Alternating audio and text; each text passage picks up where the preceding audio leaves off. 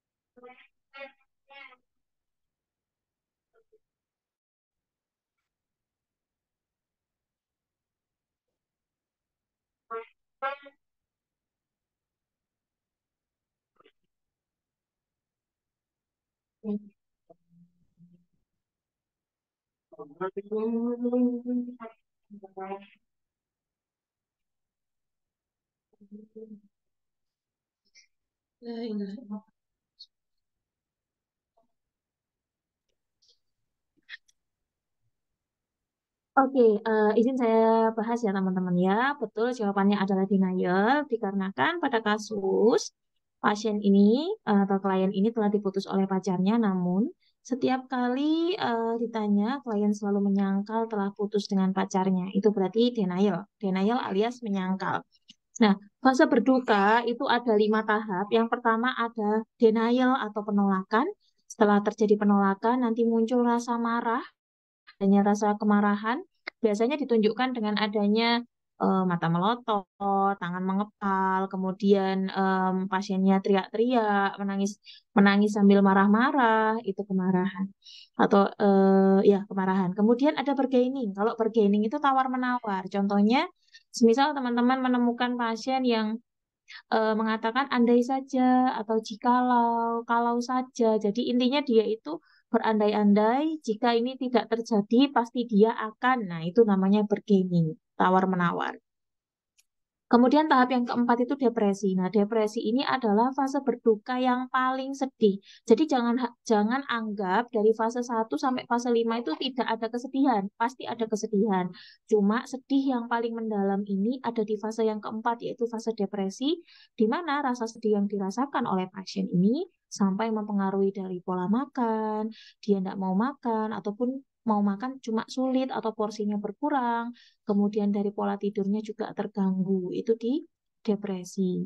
Kemudian ada acceptance. Jadi setelah mereka mulai dari penolakan, marah, berandai-andai sampai sedih yang paling dalam, mereka akan sampai di tahap penerimaan. Nah, di penerimaan ini biasanya ditandai dengan pasiennya itu sudah mulai mencoba untuk move on ya, bahasa gaulnya, atau mencoba untuk menerima kondisinya, kemudian mencoba untuk mencari tahu apa sih yang harus dia lakukan selanjutnya. Itu namanya penerimaan.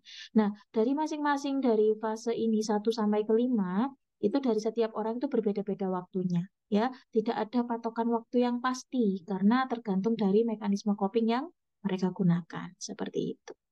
Oke, good job. Jawabannya C. Kita lanjut ya. Buat yang belum ikutan jawab, boleh ikutan jawab ya. Salah adalah hal biasa. Oke, kita lanjut. Nomor 2. Seorang perempuan usia 26 tahun mendengar bisikan suara yang menyuruh klien untuk teriak-teriak. Klien mengikuti suara tersebut dan rentang perhatian klien hanya beberapa detik atau menit saja. Berada pada tahap apakah klien tersebut pada kasus di atas? Apakah comforting, condemning, controlling, conquering, ataukah confusing? Kira-kira yang mana teman-teman? Ini tahapan halusinasi. Yuk, monggo ditulis di kolom komentar jawabannya apa. Saya kasih waktu 1 menit ya.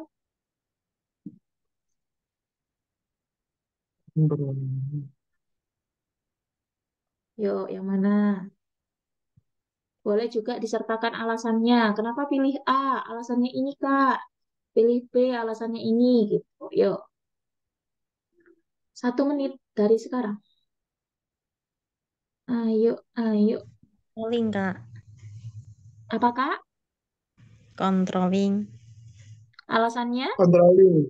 Masih bisa mengontrol karena hanya sebentar dalam Oke, waktu berarti detik. karena waktunya cuma beberapa detik atau menit aja ya, jadi masih bisa mengkontrol ya. Oke. Tahu. Ada yang lain? Ada yang lain?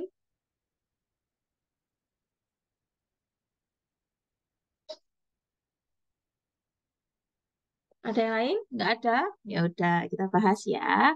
Jadi tahap halusinasi itu ada 4 macam, mulai dari comfort atau nyaman, habis itu mulai ke condemning atau menjijikkan, kemudian setelah menjijikkan dia halusinasinya itu masuk di fase kontrol atau halusinasinya sudah mulai bisa mengkontrol perilaku ataupun sikap dari seorang pasien, dan yang terakhir itu conquering. Kalau conquering itu betul-betul sudah dikuasai oleh halusinasinya dan tidak bisa berkontak dengan lingkungan sekitar. Saya coba jelaskan satu persatu dulu ya. Fase comforting itu, jadi awalnya halusinasi itu pasiennya kenapa dulu sih, pertanyaanku? Pasien yang halusinasi itu awalnya masalahnya apa? Penyebabnya apa? Harga diri rendah bisa, isolasi sosial bisa. Berarti karena adanya rasa mereka itu sendiri, merasa mereka itu tidak punya teman dan yang lainnya, akhirnya Tidak halusinasi berguna. ini muncul. Ya, halusinasi muncul itu awalnya mereka suka. Karena apa? Karena merasa punya teman baru, merasa punya dunia yang baru. Itu masih di fase comforting. Contohnya apa pasiennya? Biasanya pasiennya itu masih senyum-senyum, ketawa-ketawa kalau masih di fase comforting ketika halusinasinya muncul. Kemudian, setelah fase halusinasi yang comforting ini akan naik ke fase condemning, di mana halusinasi ini mulai meneror, ya, mulai meneror si pasien. Akhirnya yang awalnya dia merasa punya teman, tapi malah temannya ini sering mengganggu, intinya gitu. Jadi awalnya merasa kesepian, sendirian, ternyata temannya ini sering muncul, bahkan sampai mengganggu pola tidurnya. Nah, itu sudah masuk di fase condemning. Nah, apa yang mereka lakukan ketika di fase ini? Pasien-pasien dengan halusinasi di fase kedua itu biasanya kalau misal ada halusinasinya muncul, dia tuh akan marah-marah, nggak suka, intinya gitu. Itu dia jijik lah dengan halusinasi yang muncul, merasa kayak diteror. Itu fase condemning. Nah, setelah fase condemning masuk lagi fase controlling. Jika tidak kita atasi dengan segera, pasien akan jatuh di fase controlling, di mana halusinasi ini bisa mengkontrol perilaku dari seorang pasien. Tapi kontrol yang dilakukan ini tidak sepenuhnya, alias pasiennya masih bisa dialihkan, walau hanya beberapa detik atau menit saja. Maksudnya gini, semisal kita dapat pasien halusinasi yang di fase controlling, kita coba ajak ngobrol. Pak, Bapak sedang melihat apa? Oh, saya lagi lihat teman-teman saya, suster semuanya di sini, mulai dari SD sampai SMA, misal seperti itu. Pak, tapi yang saya lihat di depan Bapak tidak ada siapa-siapa. Di ruangan ini hanya ada saya dengan Bapak saja. Iya, kasus cuma ada kita berdua. Lah, itu kan dia berarti connect kan? Iya, Pak, hanya ada kita berdua. Terus lagi dia ngomong, enggak sus, di depan saya itu ada teman-teman saya semua. Nah, itu namanya fase controlling. Jadi dia tuh connect-nya sebentar, terus balik lagi. Itu fase controlling. Nah, jika tidak ditangani dengan baik juga di fase controlling ini, pasien akan semakin jatuh ke tahap yang paling berbahaya sekali, yaitu di fase conquering, di mana halusinasi ini sudah betul-betul menguasai pasien. Pasien itu susah sekali untuk diarahkan, karena memang betul-betul dia terputus dengan dunia nyata. Dia sedang asik di dalam dunia halusinasinya. Diarahkan tidak bisa, diajak ngobrol tidak bisa, suruh tatap mata tidak bisa. Nah, itu akan membutuhkan effort dari seorang perawat jiwa yang banyak sekali sampai pasien itu connect ke kita. Ya, itu di fase conquering. Jadi, cara menghafalnya adalah comforting, berarti comfort, nyaman, ya menyenangkan. Condemning itu menjijikkan, marah-marah, nggak suka. Berarti nanti di soalnya harus ada respon dari pasiennya lagi marah-marah nih ketika halusinasi muncul. Itu berarti condemning. Kalau dikontrolling, berarti pasiennya ini sudah mulai dikontrol, tapi kalau dialihkan, dia masih bisa beralih walaupun hanya sebentar. Itu controlling. Kalau conquering, itu betul-betul tidak bisa dialihkan atau tidak bisa diarahkan sama sekali, itu berarti masuk di fase conquering. Seperti itu. Kira-kira dari 4 tahap ini, teman-teman ada yang mau ditanyakan atau sudah cukup? Fase comforting, condemning, controlling, ataukah conquering? Kadang-kadang ada beberapa soal itu tidak dimunculkan kata-kata comfort, condemning, controlling, dan conquering, tapi dimunculkan di tahap pertama, kedua, ketiga, dan keempat. Ada di tahap berapakah? Nah, nanti jawabannya apa? Sesuaikan dengan tanda gejala yang sedang muncul. Seperti itu. Nah, karena pada kasus yang saya buat, pasiennya ini mendengar bisikan suara yang menyuruh untuk teriak-teriak, klien mengikuti suara tersebut, tapi masih bisa dialihkan rentang perhatiannya walau hanya beberapa detik ataupun menit, maka jawaban yang betul adalah controlling. Oke, kalau tidak ada jawaban, saya next ya. Kita lanjut. Oke. Soal nomor 3. Kalau aku kecepatan, tolong bilang ya, Kak, kecepatan, gitu ya. Kita lanjut nomor 3. Seorang wanita usia 30 tahun diajarkan perawat cara mengkontrol halusinasi dengan mengatakan, saya tidak mau dengar, kamu tidak ada. Apakah tindakan keperawatan yang tepat pada kasus di atas?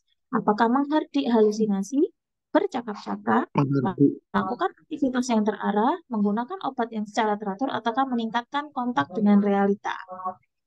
Gampang banget ini ya, yuk. Iya, betul. Sudah jelas ya. Di sini jawabannya adalah menghardik karena diajarkan untuk mengusir ya. Mengusir halusinasinya biar dia tidak muncul lagi. Nah, pertanyaan saya, SP1 halusinasi itu apa? Ayo, di luar soal. SP1 halusinasi? Bercakap-cakap. Mengenal orang lain. Halusinasi, Kak. Ayo, satu-satu. Mengidentifikasi masalah, isi. Sik. Bentar. Bentar ya guys, tak panggil ya namanya ya. Ah, Kak Intan? Kak Intan Fajri? Ada nggak di sini? Kak Intan? Iya, ya Kak. Ya, SP1 halusinasi apa, Kak? Membantu pasien mengenali halusinasinya. Heeh, terus habis itu apa lagi? Eh, Ada lagi? Mengenal, mengidentifikasi halusinasi. Oke. Terus apa lagi? Ada yang tahu? Oke, terima kasih Kak Intan. Frekuensi. Menghargai. Frekuensi. Ya, betul. Itu masuk di mengenal halusinasi ya, Kak ya. Nanti aku jelaskan. Habis itu menghargai. Menghardik. Mm-mm. Menghardik itu masih SP1 atau udah SP2? Masih SP1. SP1. SP1. Oke, good job. SP2-nya apa? Bercakap-cakap. Minum obat Minum obat. secara teratur. Minum obat secara teratur. Betul. Habis itu, setelah minum obat secara teratur, Bercakap-cakap. bercakap-cakap. Habis itu, Aktivitas melakukan aktivitas. Oke, good job. Sebentar saya tunjukkan materinya sekalian ya, teman-teman ya. Oke, kita diskusinya dua arah aja, biar nyaman ya. Oke, sebentar. Halusinasi SP1. Bentar ya. Nah, mana tadi ya? Nah, ini ya. SP1 untuk halusinasi, yaitu membantu pasien mengenal halusinasi. Mengenal halusinasi itu apa aja sih yang diisi, yang dikenalkan? Mulai dari isi halusinasi, kapan dia muncul, frekuensinya berapa kali, responnya saat dia halusinasi muncul apa, terus pada saat kondisi atau situasi seperti apa halusinasi itu muncul. Itu mengenal halusinasi, ya.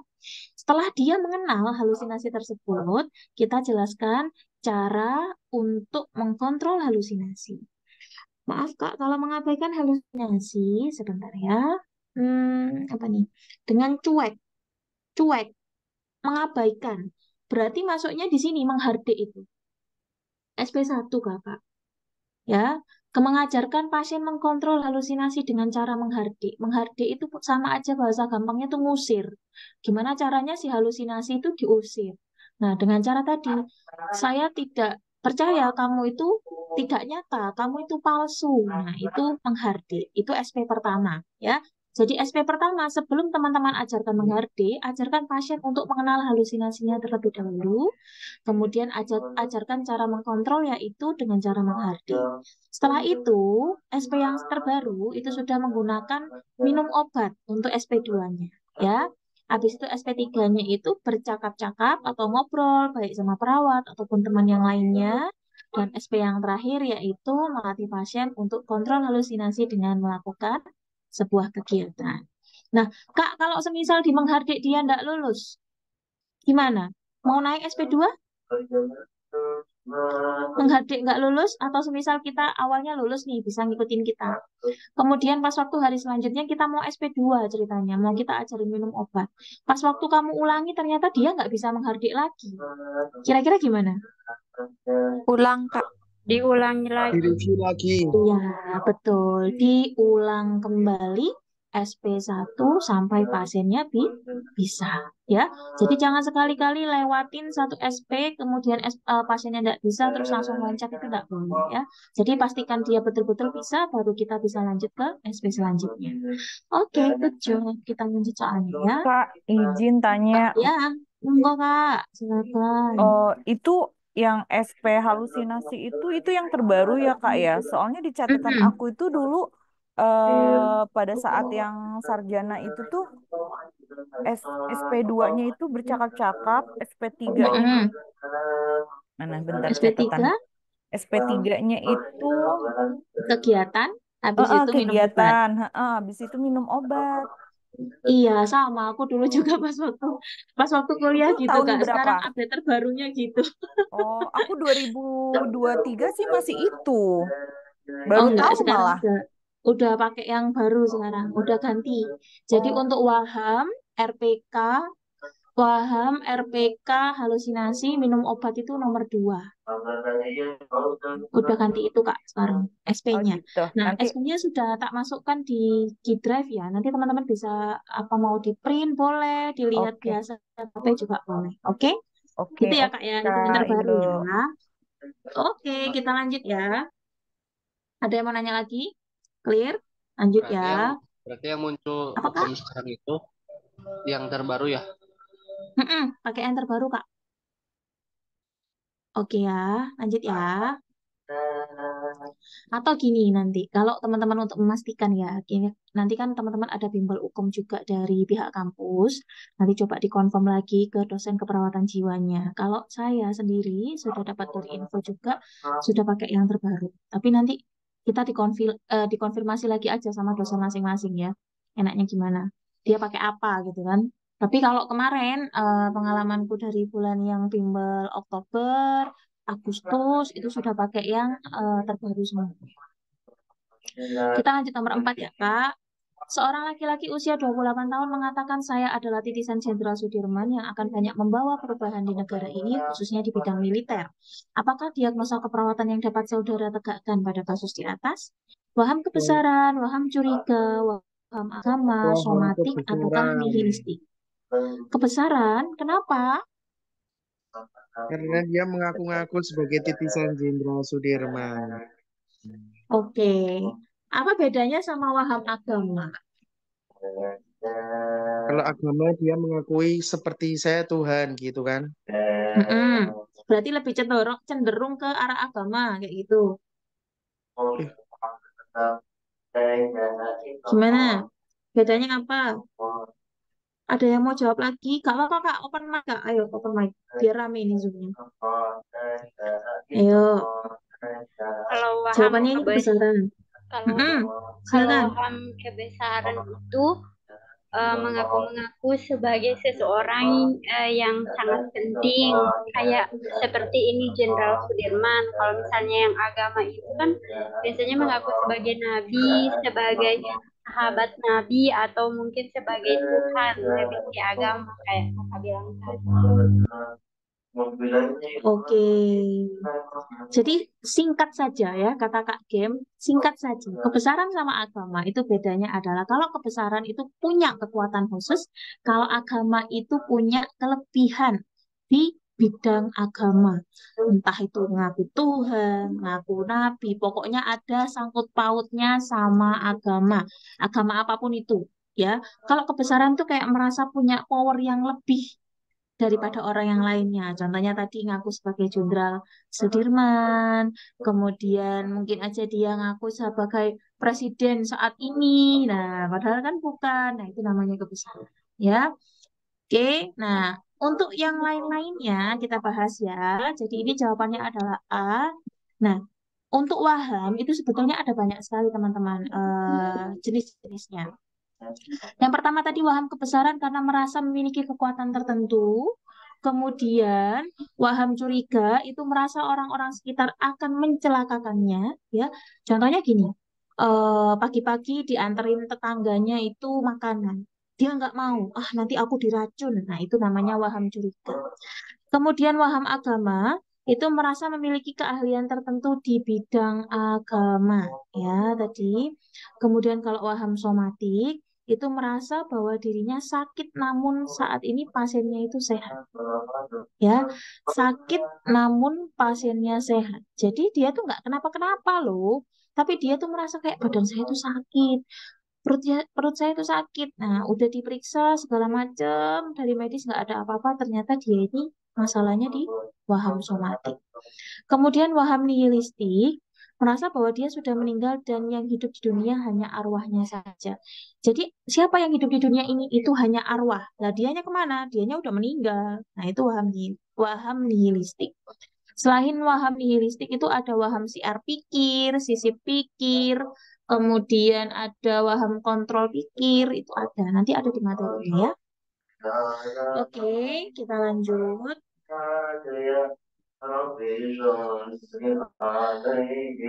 Oke, lanjut nomor 5. Pasien laki 20 tahun dirawat di rumah sakit jiwa. Hasil pengkajian perawat didapatkan data bahwa tampak sering bicara dan tertawa sendiri. Pasien mengatakan bahwa dia sedang berbicara dengan teman lamanya, padahal temannya tidak sedang bersama pasien. Tindakan pertama apakah yang dilakukan oleh perawat dalam melaksanakan SP1 pasien tersebut? C. Oke. Nah, oke, nggak apa-apa jawab dulu. Nanti tak kasih tahu cara jawabnya. A.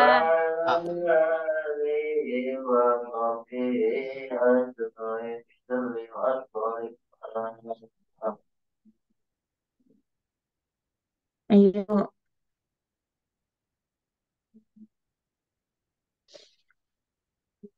Gimana sih Kak caranya untuk mengerjakan soal seperti ini? Oke, kita bahas pelan-pelan ya. Jadi hampir sama triknya itu dengan apa sih namanya soal KMB ya Kak ya. Jadi kita harus tahu dulu sebelum kita melakukan SP ataupun intervensinya, kita harus tahu dulu ini tuh diagnosanya apa sih ya. Kalau pasien-pasien jiwa atau keperawatan jiwa itu fokus di hasil pengkajian. Hasil pengkajiannya ini, pasiennya tampak sering bicara, tertawa sendiri. Pasien mengatakan bahwa dia sedang berbicara dengan teman lamanya, padahal temannya tidak sedang bersama pasien. Berarti diagnosanya apa? Halusinasi. Kalau halusinasi, tindakan pertama apa yang harus dilakukan pada pasien tersebut? Mengenal hal Mengenal. Dulu, siap bentar ya Kak. Kita hapus dulu ya. Betul, jawabannya adalah mengenal halusinasi. Tadi ya, aku review kembali untuk SP1-nya, itu membantu mengenal terlebih dahulu. Setelah dia kenal, ajarkan mengkontrolnya dengan cara menghardik. Habis itu, SP2-nya minum obat. Habis minum obat, bercakap-cakap. Dan yang terakhir itu melakukan aktivitas. Ya, Kak, aku nggak hafal-hafal. Dibaca berulang-ulang, nanti lama-lama hafal. Oke? Karena sama dengan cinta, kalau diulang-ulang itu pasti nanti lama-lama bisa. Oke, jadi jangan putus asa. Semuanya butuh pengorbanan. Kita lanjut nomor 6. Pasien laki-laki usia 50 tahun saat ini sedang dirawat di rumah sakit jiwa. Klien mengatakan bahwa dia adalah seorang presiden keturunan Soekarno generasi ketiga. Keyakinan tersebut tidak dapat dikoreksi oleh siapapun termasuk oleh perawat. Tindakan pertama apa yang dilakukan oleh perawat dalam melaksanakan SP1 pada pasien di atas? Ingat, caranya adalah tentukan dulu ini diagnosanya apa atau masalahnya apa. Setelah itu baru kita lakukan intervensinya. Yuk, jawabannya mana yuk?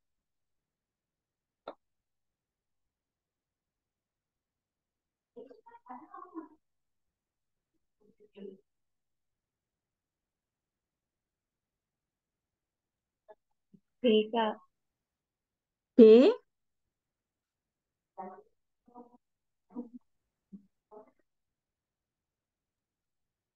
C. Ayo, C atau B? C, Kak. B, oke. Kita bahas ya. SP1, apa ini diagnosanya apa? Waham. Diagnosanya apa? Waham.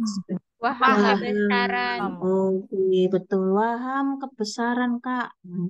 Waham kebesaran. Nah, ini waham kebesaran itu atau waham-waham yang lainnya sama. Untuk yang pertama adalah kita bantu untuk orientasi realita.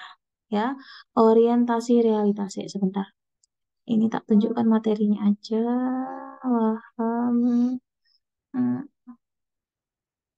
Bentar ya.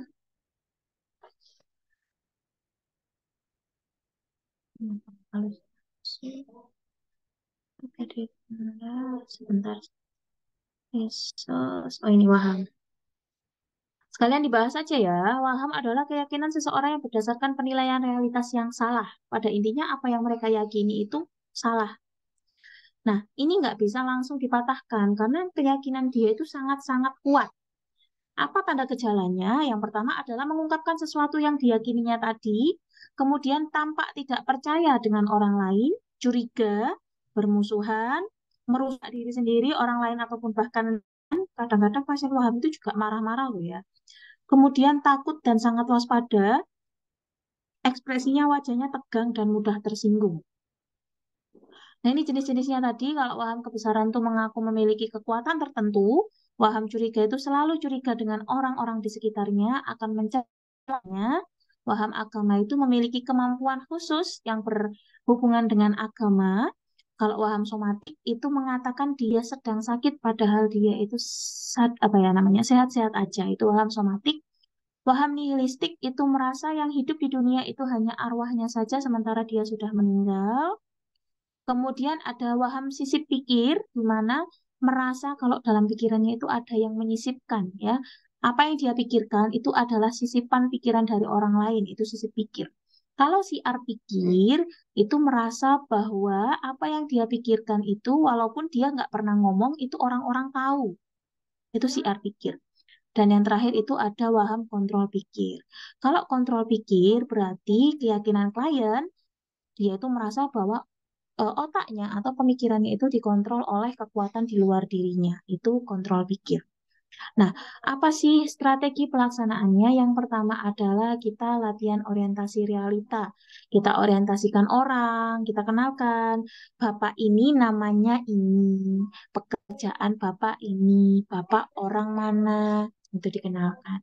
Pak, ini di rumah sakit jiwa. Rumah sakit jiwa ya, Pak. Di mana? Marzuki Mahdi, Pak. Marzuki Mahdi Bogor. Oke. Di sini sekarang jam 13 atau jam 1 siang, Pak. Ya, habis sholat duhur kalau orangnya Islam ya, dikasih tahu kayak gitu. Nah, setelah itu SP1 sudah selesai, kita ajarkan SP2 yaitu cara minum obat secara teratur. Lagi-lagi kalau semisal sebelum kita naik ke SP selanjutnya, kita pastikan SP yang pertama itu mereka sudah lulus. Habis ajarkan cara minum obat secara teratur, kita latih pemenuhan kebutuhan dasar. Kenapa? Karena pasien-pasien waham itu biasanya mengalami apa ya defisit perawatan diri, alias dia tuh lupa bagaimana cara merawat dirinya.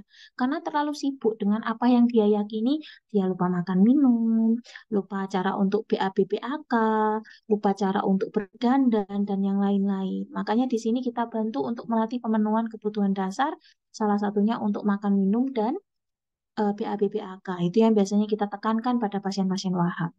Kemudian SP4 itu kita latih kemampuan positif yang dimiliki. Kenapa harus dilatih kemampuan positif? Karena pasien waham itu berawal dari pasien-pasien harga diri rendah. Jadi karena harga diri rendah, ya, entah mereka selalu dikucilkan, mereka selalu tidak mendapatkan perhatian lebih, akhirnya dia punya pemikiran bahwa saya adalah orang yang seperti ini di pikirannya yang dia yakini. Padahal tidak. Nah, itu adalah sebuah bentuk kekecewaan atau ungkapan rasa kecewa yang mereka ungkapkan melalui waham ini tadi. Seperti itu. Makanya di sini SP4-nya kita latih kemampuan positif yang dimiliki. Hampir sama dengan pasien-pasien harga diri rendah. Karena memang awalnya dari harga diri rendah dulu. Yaitu SP1 sampai SP4-nya. Nah, ini di sini. Nah, tadi sudah saya bilang ya, awalnya dari harga diri rendah, habis itu naik, wahamnya itu bisa waham apapun. Kalau semisal wahamnya tidak teratasi, pasiennya itu bisa jatuh ke kerusakan komunikasi verbal. Kerusakan komunikasi verbal itu gimana? Nanti ngomongnya itu kayak kartun itu. Apa-apa, nana, gitu. Nggak ada ungkapan kata-kata yang diucapkan. Atau betul-betul tidak bisa berkomunikasi. Ya, itu namanya kerusakan komunikasi verbal. Jadi jangan sampai pasien kita tuh mengarah ke sana. Makanya waham itu meskipun susah harus tetap ditangani karena nanti efek sampingnya bisa sampai ke kerusakan komunikasi verbal. Kalau udah rusak, nanti nanganinya lebih susah lagi. Gitu ya. Oke, nah ini nggak usah. Oke, udah ya waham. Udah dapat waham ya. Tadi halusinasi udah dapat juga. Kita belajarnya sambil nyempil-nyempil aja. Kita lanjut.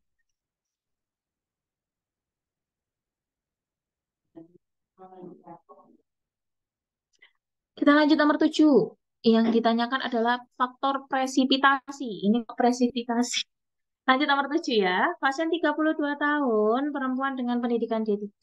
Dibawa ke rumah sakit dengan alasan dia suka bicara sendiri. Menurut keluarga, pasien sudah 1 minggu mengurung diri di kamar, tidak mau berbicara dengan orang lain, tidak mau mandi, makan, dan pasien juga tidak mau beraktivitas. Pasien lebih sering melamun, menyendiri, dan malu karena suami pasien menikah lagi 1 bulan yang lalu. Pasien merupakan anak pertama dan dia selalu menuruti perintah orang tuanya. Ayah pasien menerapkan kedisiplinan dalam mendidik pasien dan adik-adiknya. Manakah faktor presipitasi pasien tersebut? Kira-kira, apakah suami menikah lagi, pendidikan D3, penurut, ayah yang otoriter, ataukah kepribadian yang tertutup? Yuk, cus, monggo jawabannya yang mana Suami teman-teman? menikah lagi. Menikah lagi Suami menikah lagi. Nurse. Alasannya apa? karena Karena kan kurang kurang dari dari 6 6 bulan. bulan. Kurang dari Karena 6 bulan. kurang dari 6 bulan. Oke. Ada lagi? Sudah? Ada jawaban yang berbeda? Ada jawaban yang lain? Enggak, Nars. Kompak ini ya. Kita lihat. Betul. Jadi, di keperawatan jiwa itu ada faktor dan faktor predisposisi. Apa sih Kak bedanya? Bedanya hanya sebatas waktu saja. Presipitasi itu terjadi kurang dari 6 bulan, sementara predisposisi itu terjadi lebih dari 6 bulan.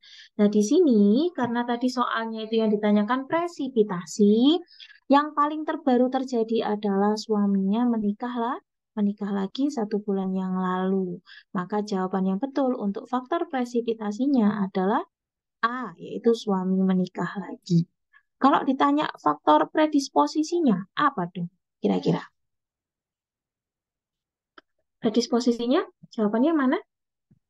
Ayah Ayah pasien otoriter. Ayah menerapkan otoriter. kedisiplinan, Ayah otoriter. Oke, habis itu kepribadian tertutup, kepribadian tertutup bisa. Habis itu penurut, penurut ya, boleh. Jadi dari hal-hal yang dia munculkan saat dia kecil, ya, itu si faktor predisposisi. Kalau presipitasi itu hanya terjadinya baru aja ya, kurang dari 6 bulan sebelum kondisi pasien ini mengalami gangguan, gitu. Kata kuncinya cuma di situ aja.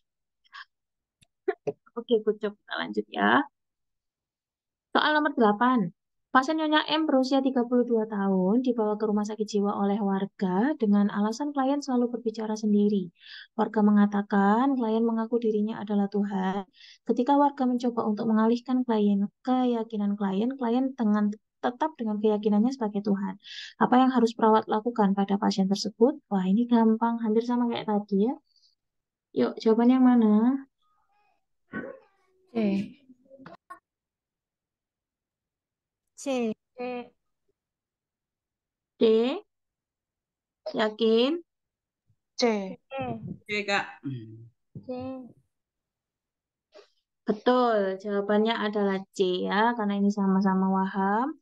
SP1 orientasi realita, SP2 minum obat, SP3 melatih pemenuhan kebutuhan dasar, SP4 melatih kemampuan positif yang dimiliki. Oke, good job. Lanjut. Nomor 9. Seorang mahasiswa sedang marah pada temannya. Setiap bertemu dengan temannya, dia memasang muka masam.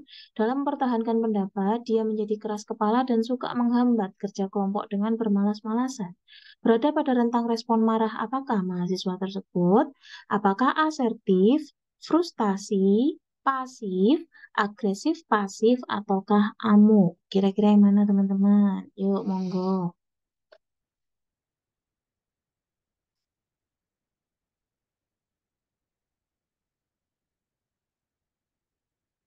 Yuk, yang mana yuk?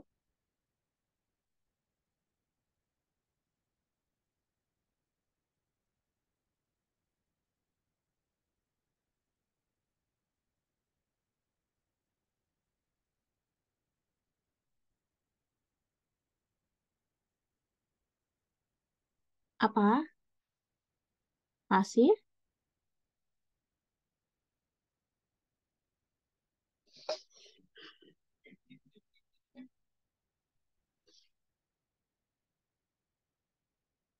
Ada jawaban lain selain pasif?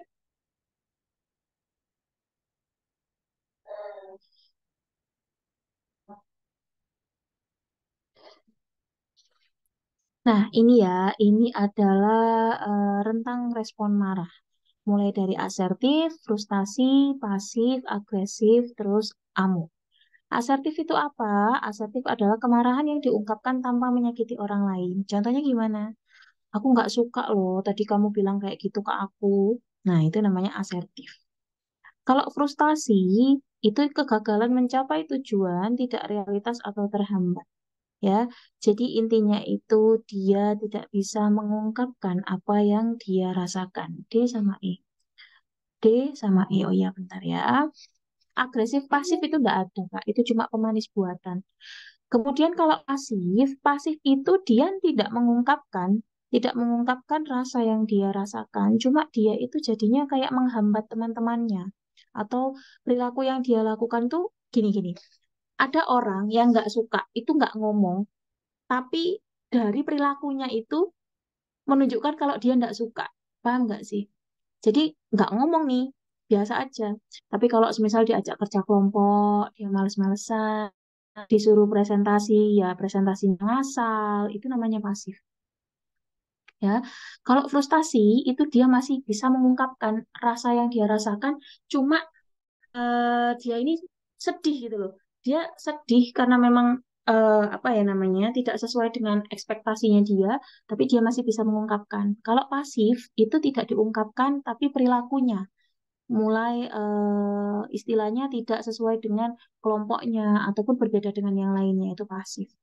Kalau agresif, agresif itu dia mengungkapkan rasa kesalnya atau rasa marahnya dengan mengucapkan sesuatu yang kurang baik. Istilahnya marah lah. Agresif itu marah. Marahnya itu udah ngomong-ngomong ya, udah ngomong tapi masih kekontrol alias tidak sampai melakukan bullying ataupun tidak sampai melakukan apa sih namanya itu ya kontak fisik. Jadi cuma melotot, marah-marah, nggak sampai verbal abuse ataupun langsung nonjok ataupun mukul itu enggak, itu agresif. Jadi tetap ada marahnya tapi tidak sampai ada kontak fisik dengan lawannya. Kalau amuk itu wis parah marah, melotot dan sudah ada kontak fisik alias udah guling-gulingan bareng ya, udah gebuk-gebukan, udah tonjok-tonjokan itu udah amuk. Nah, di sini pasiennya itu dia tidak bisa apa sih namanya mengungkapkan rasa yang dia rasakan. Cuma dari segi bahasa nonverbalnya itu mukanya masem, kemudian dia jadi malas-malesan. Maka jawaban yang betul pastinya di pasif. Karena di asertif dia bisa mengungkapkan dengan baik. Frustasi bisa mengungkapkan, tapi dia sedih ataupun kecewa dengan apa yang dia alami. Kalau yang pasif tidak diungkapkan rasanya, tapi dari bahasa nonverbalnya yang menunjukkan kalau dia ini sedang marah, ya. Kemudian kalau agresif, agresif saja itu dia mengungkapkan rasa marah dengan cara melotot, marah-marah, ya, dengan nadanya tinggi, tapi tidak sampai melakukan verbal abuse ataupun kontak fisik secara langsung. Itu agresif. Kalaupun amuk, kalau amuk itu sudah ada kontak fisik secara langsung ataupun sampai di verbal abuse juga. Seperti itu. Bedanya di situ ya. Nah, ini rentang marahnya dari mulai adaptif sampai ke maladaptif. Oke, kita lanjut ya. Nomor 10. Seorang pasien usia 33 tahun dibawa ke RSJ setelah 3 minggu, tidak mau keluar kamar, tidak mau mandi, dan tidak mau berbicara dengan siapapun. Saat dilakukan pengkajian, Nyonya A hanya diam, tidak mau menatap mata perawat, tampak tidur. Keluarga mengatakan hal tersebut terjadi setelah suaminya pergi dari rumah. Apa masalah keperawatan utama pada kasus tersebut? Kira-kira yang mana? Yuk, jawabannya apa? Boleh tulis di kolom komentar ya.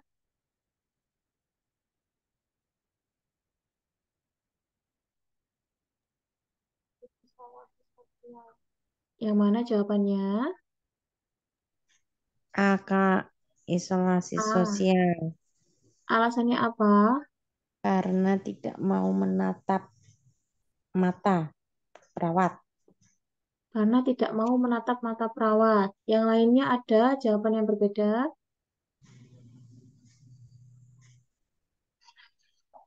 Ayo, ada jawaban lain? Tidak mau keluar kamar.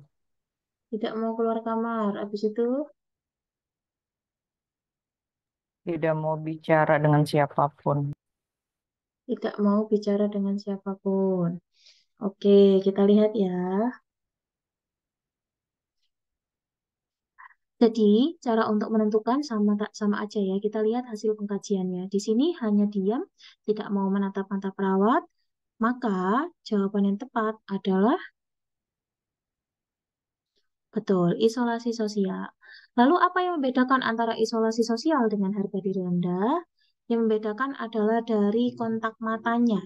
Ya, jadi tanda-tanda dari isolasi sosial dengan harga diri rendah itu hampir mirip teman-teman.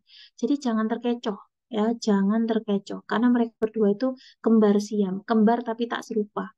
Yang membedakannya adalah ketika isolasi sosial, pasiennya itu betul-betul tidak ada kontak mata sama sekali, alias terputus kontak matanya. Betul-betul tidak mau melihat perawat, itu isolasi sosial. Kalau harga diri rendah, itu masih bisa berkomunikasi dengan perawat atau masih bisa melihat perawat, ya, meskipun hanya sedikit saja, seperti itu, ya. Itu yang membedakan antara isolasi sosial dengan harga diri rendah. Oke, kita lanjut ya. Nomor 11. Tuanka usia 44 tahun sudah 1 minggu dirawat di RSJ. Saat dilakukan pengkajian, Tuanka tampak pucat, menolak berinteraksi, berpakaian lusuh, dan tercium bau tidak sedap. Saat ditanya apakah sudah mandi, Tuanka menggeleng dan menolak untuk mandi. Tuanka berkata, buat apa sih mandi? Apakah tindakan keperawatan yang harus dilakukan berdasarkan kasus di atas? Kira-kira apa, Kak?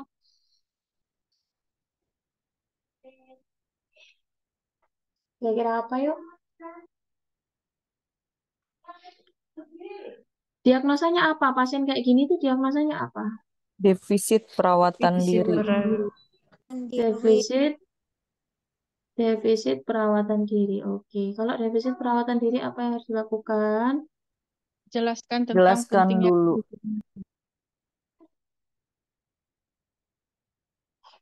Terus habis itu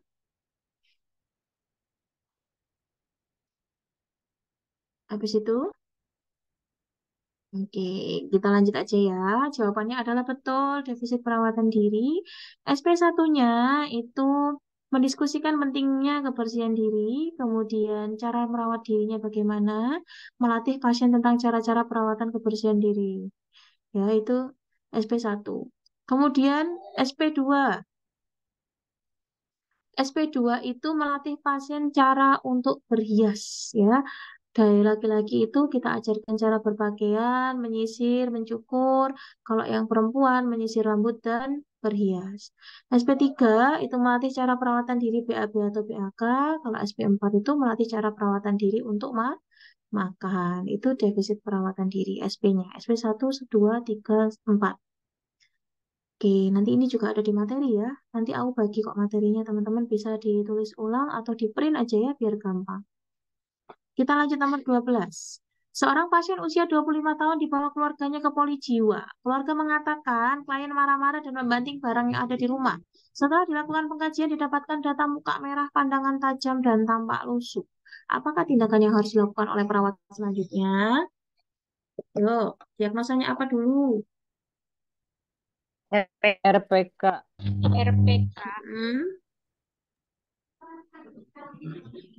Terus apa?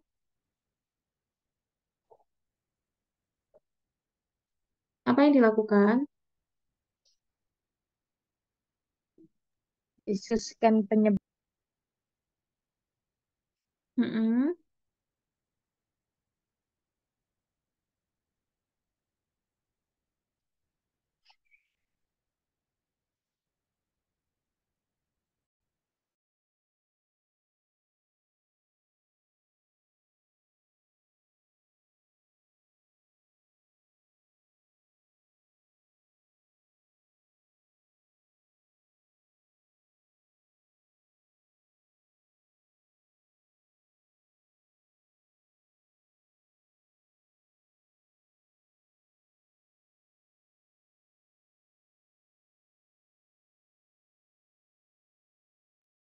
Yuk, jadi jawabannya adalah karena pasiennya ini RPK, maka tindakan yang harus dilakukan oleh perawat yaitu, nah ini SP1 untuk RPK, kita pastinya BHSP. Yang pertama itu mengidentifikasi penyebab marah.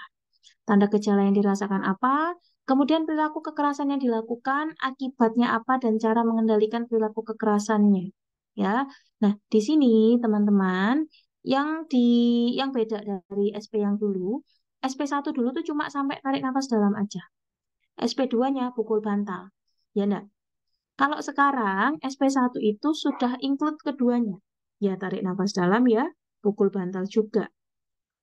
Jadi di SP1, kalau misal teman-teman baru ngajarin tarik nafas dalam, ya nanti diulang lagi SP1-nya, diajarkan cara yang kedua yaitu pukul bantal. Seperti itu. Kemudian untuk SP2-nya sama, minum obat. SP3-nya itu latihan mengendalikan perilaku kekerasan secara verbal alias bercakap-cakap. Kita ajarkan bagaimana cara untuk menolak dengan baik, meminta dengan baik, atau diajarkan cara untuk mengungkapkan perasaan dengan baik. Kemudian SP4 itu latihan mengendalikan perilaku kekerasan secara spiritual, yaitu dengan cara latihan beribadah dan berdoa. Ingat-ingat ya, TND sama pukul bantal itu sudah jadi satu. Tidak dipisahkan seperti yang dulu ya. Jadi mereka sudah include di SP yang pertama. SP2 minum obat, bercakap-cakap, habis itu dengan spiritual. Nah ini jawabannya adalah A, yaitu kita diskusikan penyebab perilaku kekerasan dulu. Kenapa sih kamu kok marah-marah banting-banting? Itu kamu tanyakan. Habis itu kalau habis ditanyakan penyebabnya, tanda gejala yang dirasakan. Saat marah tuh apa sih yang kamu rasain? Oh, dadaku, jantungku tuh berdegup kenceng banget, misalnya kayak gitu. Kemudian kalau kamu marah itu, kamu ngapain aja? Aku ngelihat apapun yang di depanku pasti aku banting. Nah, itu berarti perilaku yang dilakukan. Kemudian kalau kamu habis banting-banting, kira-kira akibat yang kamu rasakan apa? Oh iya, TV-ku sekarang udah ganti sampai 5 kali misal. Terus tanganku tuh setiap habis marah-marah pasti aja ada lebam-lebam. Nah, hal kayak gitu tuh harus ditanyakan. Setelah itu, nah kan kita bisa nyadarin ya. Berarti kan kalau kamu marah banyak tuh kerugiannya sampai tanganmu biru-biru. Berarti mulai sekarang kamu nggak boleh marah. Mengendalikannya kalau kamu marah. Marah itu boleh atau enggak? Boleh. Tapi dengan cara yang positif. Cara untuk mengendalikannya, baru kita counter pasiennya arahkan ke TND dan pukul bantal. Seperti itu. Ya. Oke. Kita lanjut ya. Gitu ya. Kak, saya mau bertanya. Boleh, boleh Kak. Silakan. Kak, lalu kan saya diajarkan ini baru-baru ini saya turun jiwa mungkin bulan Agustus, bulan berapa itu saya lupa Kak ya. Diajarkan saya kalau pasiennya itu sudah pukul barang, itu sudah masuk di PK sama dosennya. Kalau dia sudah kekerasannya baik di barang, orang, itu sudah masuk di perilaku kekerasan, bukan RPK. Jadi bagaimana itu Kak? Oh, di soalnya tadi ya, bentar ya Kak. Jadi kalau sudah memukul, Iya, biarpun barang begitu, itu sudah masuk di PK. oh gitu. Mm. Oke. Jadi itu sudah masuk di PK. Berarti SP-nya SPPK gitu ya. Iya, Kak, lalu sih diajarnya begitu. Oke, terima kasih ya Kak ya. Berarti kalau sudah meskipun barang itu jatuhnya tetap sudah ke PK ya, sudah perilaku kekerasan ya. Oke, Iya, terima Kak. kasih Kak update-nya. Mm. Oke. Kalau SPPK apa Kak? Aku belum pernah dengar sih SPPK. SPPK apa? Sama juga diajarkan Iya, sama seperti sama RPK. sih juga. SP-nya Pernah. sama ya, pakai RPK ya. Cuma diagnosanya jadi PK, bukan R lagi gitu ya, bukan resiko Iya, lagi. sudah ke Sudah perilaku aktual dia. gitu ya. Iya, Oke, oke. Terima kasih banyak ya Kakak. iya, Kak. Ini kita lanjut ya. Berarti kalau semisal teman-teman, mm ya Kak Ratna. Jadi kalau semisal teman-teman mendapatkan pasiennya itu sudah intinya itu sudah melakukan kekerasan, entah itu ke manusia, baik manusia atau tidak, ataupun ke barang.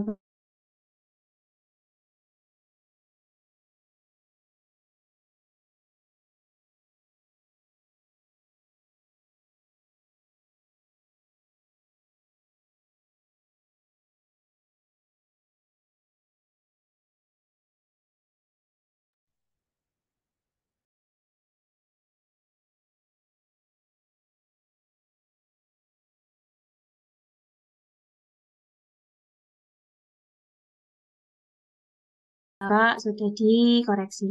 Kita lanjut ya. Nanti tak koreksi. Tak tak edit kalau mau diupload. Nomor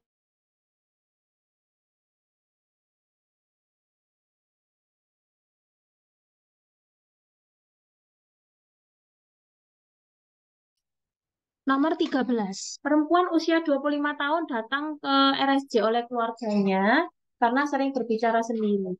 Tidur terus, membanting-banting barang. Awas, awas. Ketika dilakukan pengkajian, didapatkan data bahwa klien mengatakan kedua orang tuanya tinggal di luar negeri dan bekerja sebagai duta besar. Klien juga mengatakan bahwa ia ini adalah anak tunggal dan sedang kuliah di Universitas Harvard, sehingga banyak orang yang ingin menyakiti dirinya dan keluarganya. Klien tampak kooperatif meskipun kadang terlihat bingung, tampak mondar-mandir, tampak berbicara sendiri sambil tersenyum sendiri, tampak kulitnya kusam dan kotor serta bau badan dan bau mulut. Yuk, diagnosanya apa ini, guys? Diagnosanya apa? D. Dewa. Curiga. D. Curiga. Curiga apa kebesaran? Curiga, Bu. Curiga. Curiga, oke. Alasannya yang mana? Kenapa ambil curiga? Tadi ada yang merasa mau menyakiti. Oke, ada lagi?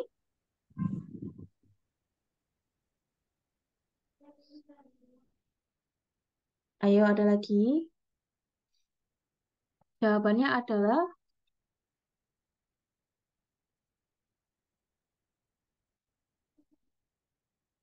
hmm, wahamnya waham kebesaran ya ini ya Kak ya. Wahamnya ini waham kebesaran. Nah, berasal dari waham kebesaran ya, berasal dari waham kebesaran, akhirnya dia ini nih, coba dibaca lagi.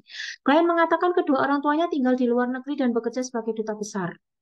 Klien juga mengatakan bahwa ia adalah anak tunggal dan sedang kuliah di Universitas Harvard. Jadi, atas rasa kekuatan atau power yang dia rasa, yang dia punya, yang merasa ia punya, akhirnya itu dia merasa banyak orang yang ingin menyakiti dirinya dan keluarganya. Makanya, yang diatasi itu adalah waham kebesarannya, ya. Jadi karena dia itu merasa punya potensi ataupun kekuasaan atau kelebihan tertentu, dia merasa orang-orang di sekitarnya itu akan menyakiti dirinya. Jadi waham kebesaran yang kita atasi. Kita patahkan dulu terkait keyakinan dia bahwa kedua orang tuanya itu duta besar, dia sedang kuliah di Universitas Harvard dengan cara apa? Orientasi realita. Kamu ini namanya ini, orang sini. Kemudian ini sekarang di rumah sakit jiwa, ibu bapak kamu itu sudah tidak ada. Tidak ada yang menjadi duta besar. Nah, itu harus ditekankan berkali-kali. Ketika dia sadar bahwa dia ini bukan siapa-siapa, dia tidak akan merasa kalau ada orang yang mau menyakiti dirinya.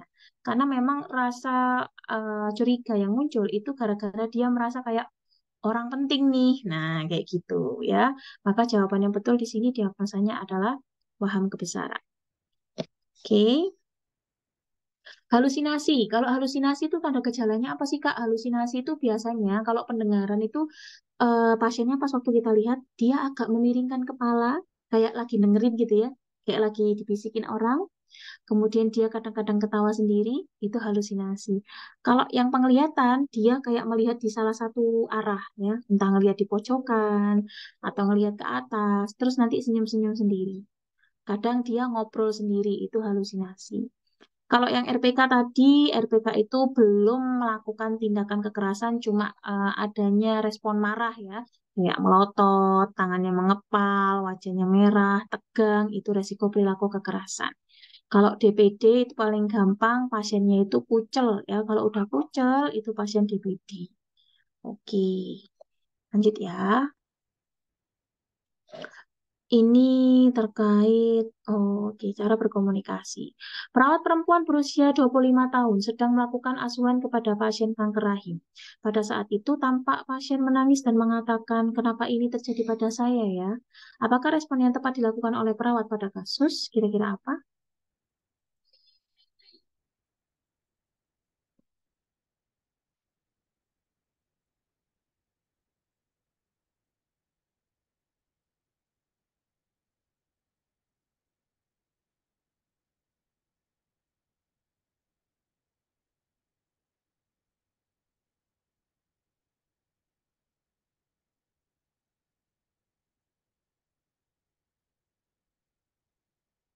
Apa yo?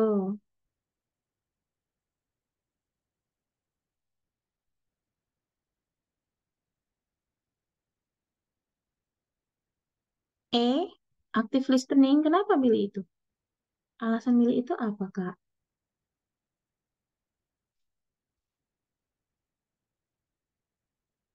Ayo, ada yang tahu kenapa milih itu?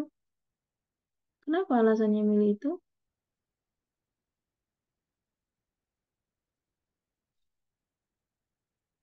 Jadi, untuk proses atau komunikasi yang dilakukan pada pasien-pasien jiwa, nggak pasien jiwa aja sih, semua pasien itu ada beberapa jenis. Dan banyak sekali jenisnya. Di sini itu pasiennya kan nangis, terus nanya, kenapa ini terjadi pada saya ya? Respon yang paling tepat adalah kita kembalikan lagi kepada pasiennya.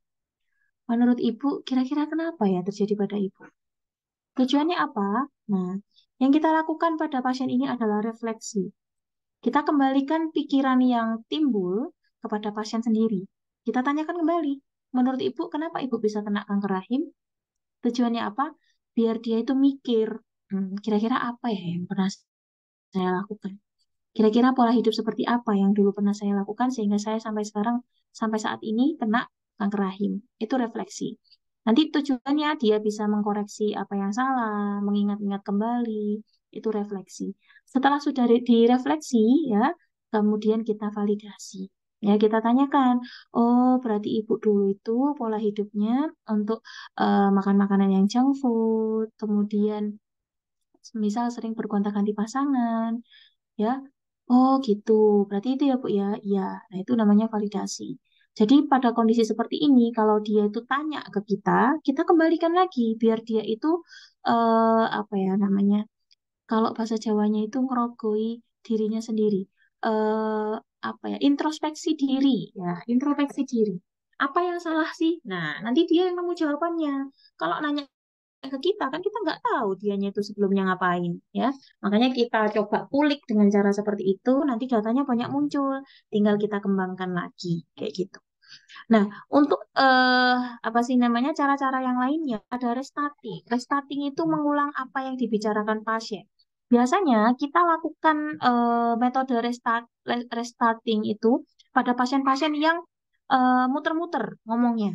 Misal habis ngomong A, tujuannya ini mau ngomong A, tapi dia muter ke B dulu, ke C dulu, ke E dulu, baru ke A lagi.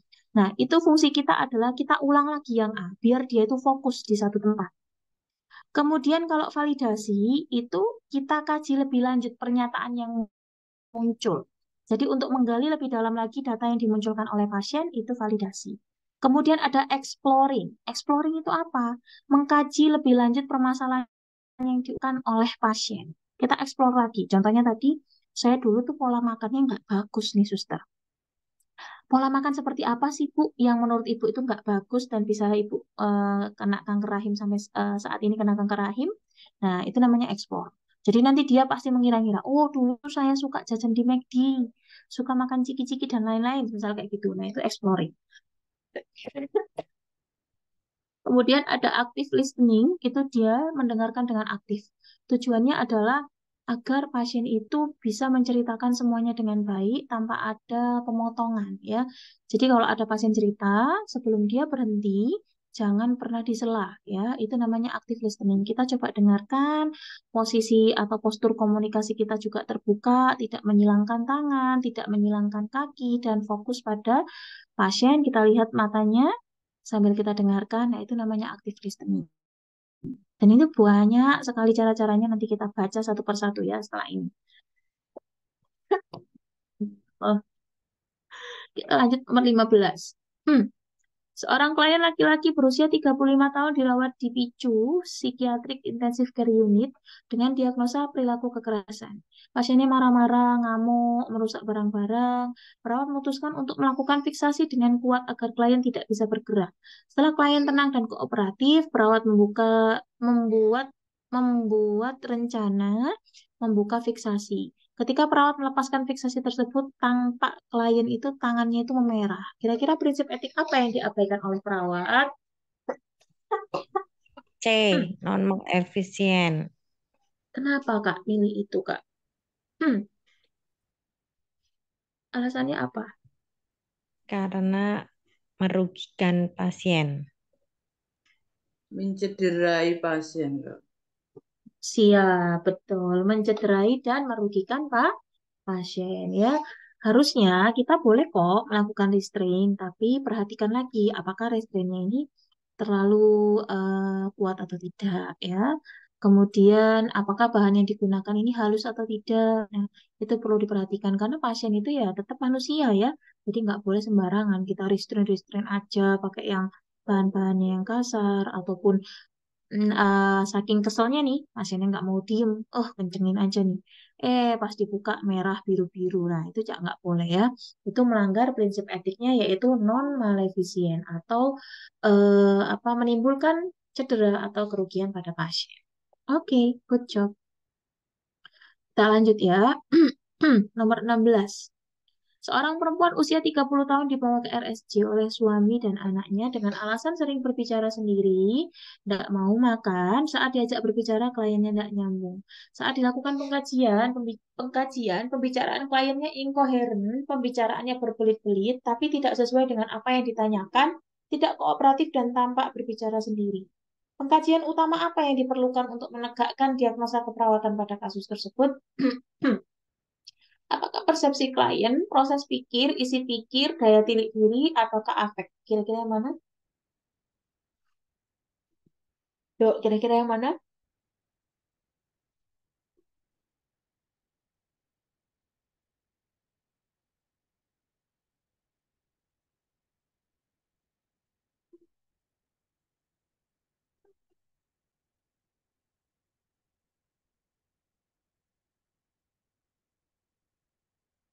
Yang mana, yuk?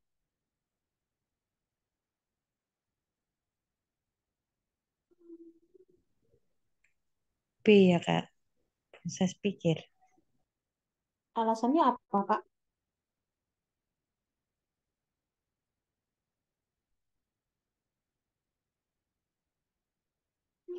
Alasannya?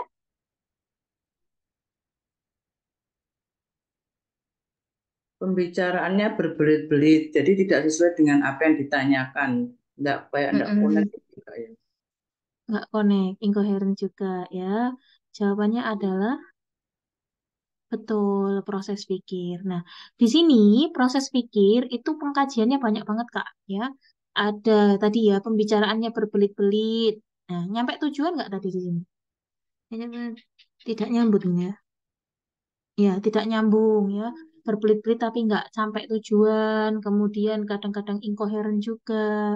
Berarti yang dikaji pada pasien di atas adalah proses pikir. Nah, proses pikir itu ada berbagai macam di keperawatan jiwa. Ini ya. Ada sirkumtansial. Sirkumtansial itu apa? Ngomongnya tuh muter-muter tapi nyampe. Ya. Sirkumtansial muter-muter tapi sampai. Cara ngafalinnya gitu. Tangensial, muter-muter, tidak sampai. Kebalikan dari sirkumtansial.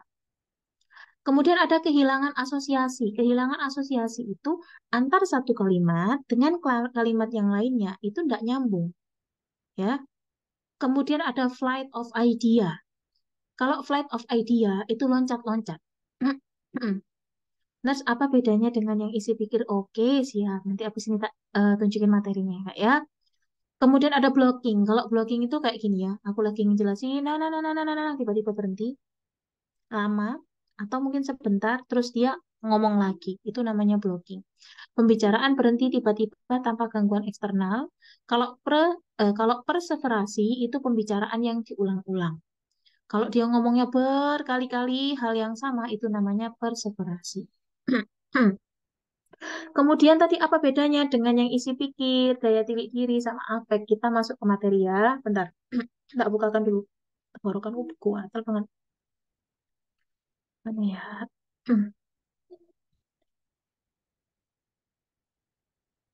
Ini kalau di PDF-in berantakan.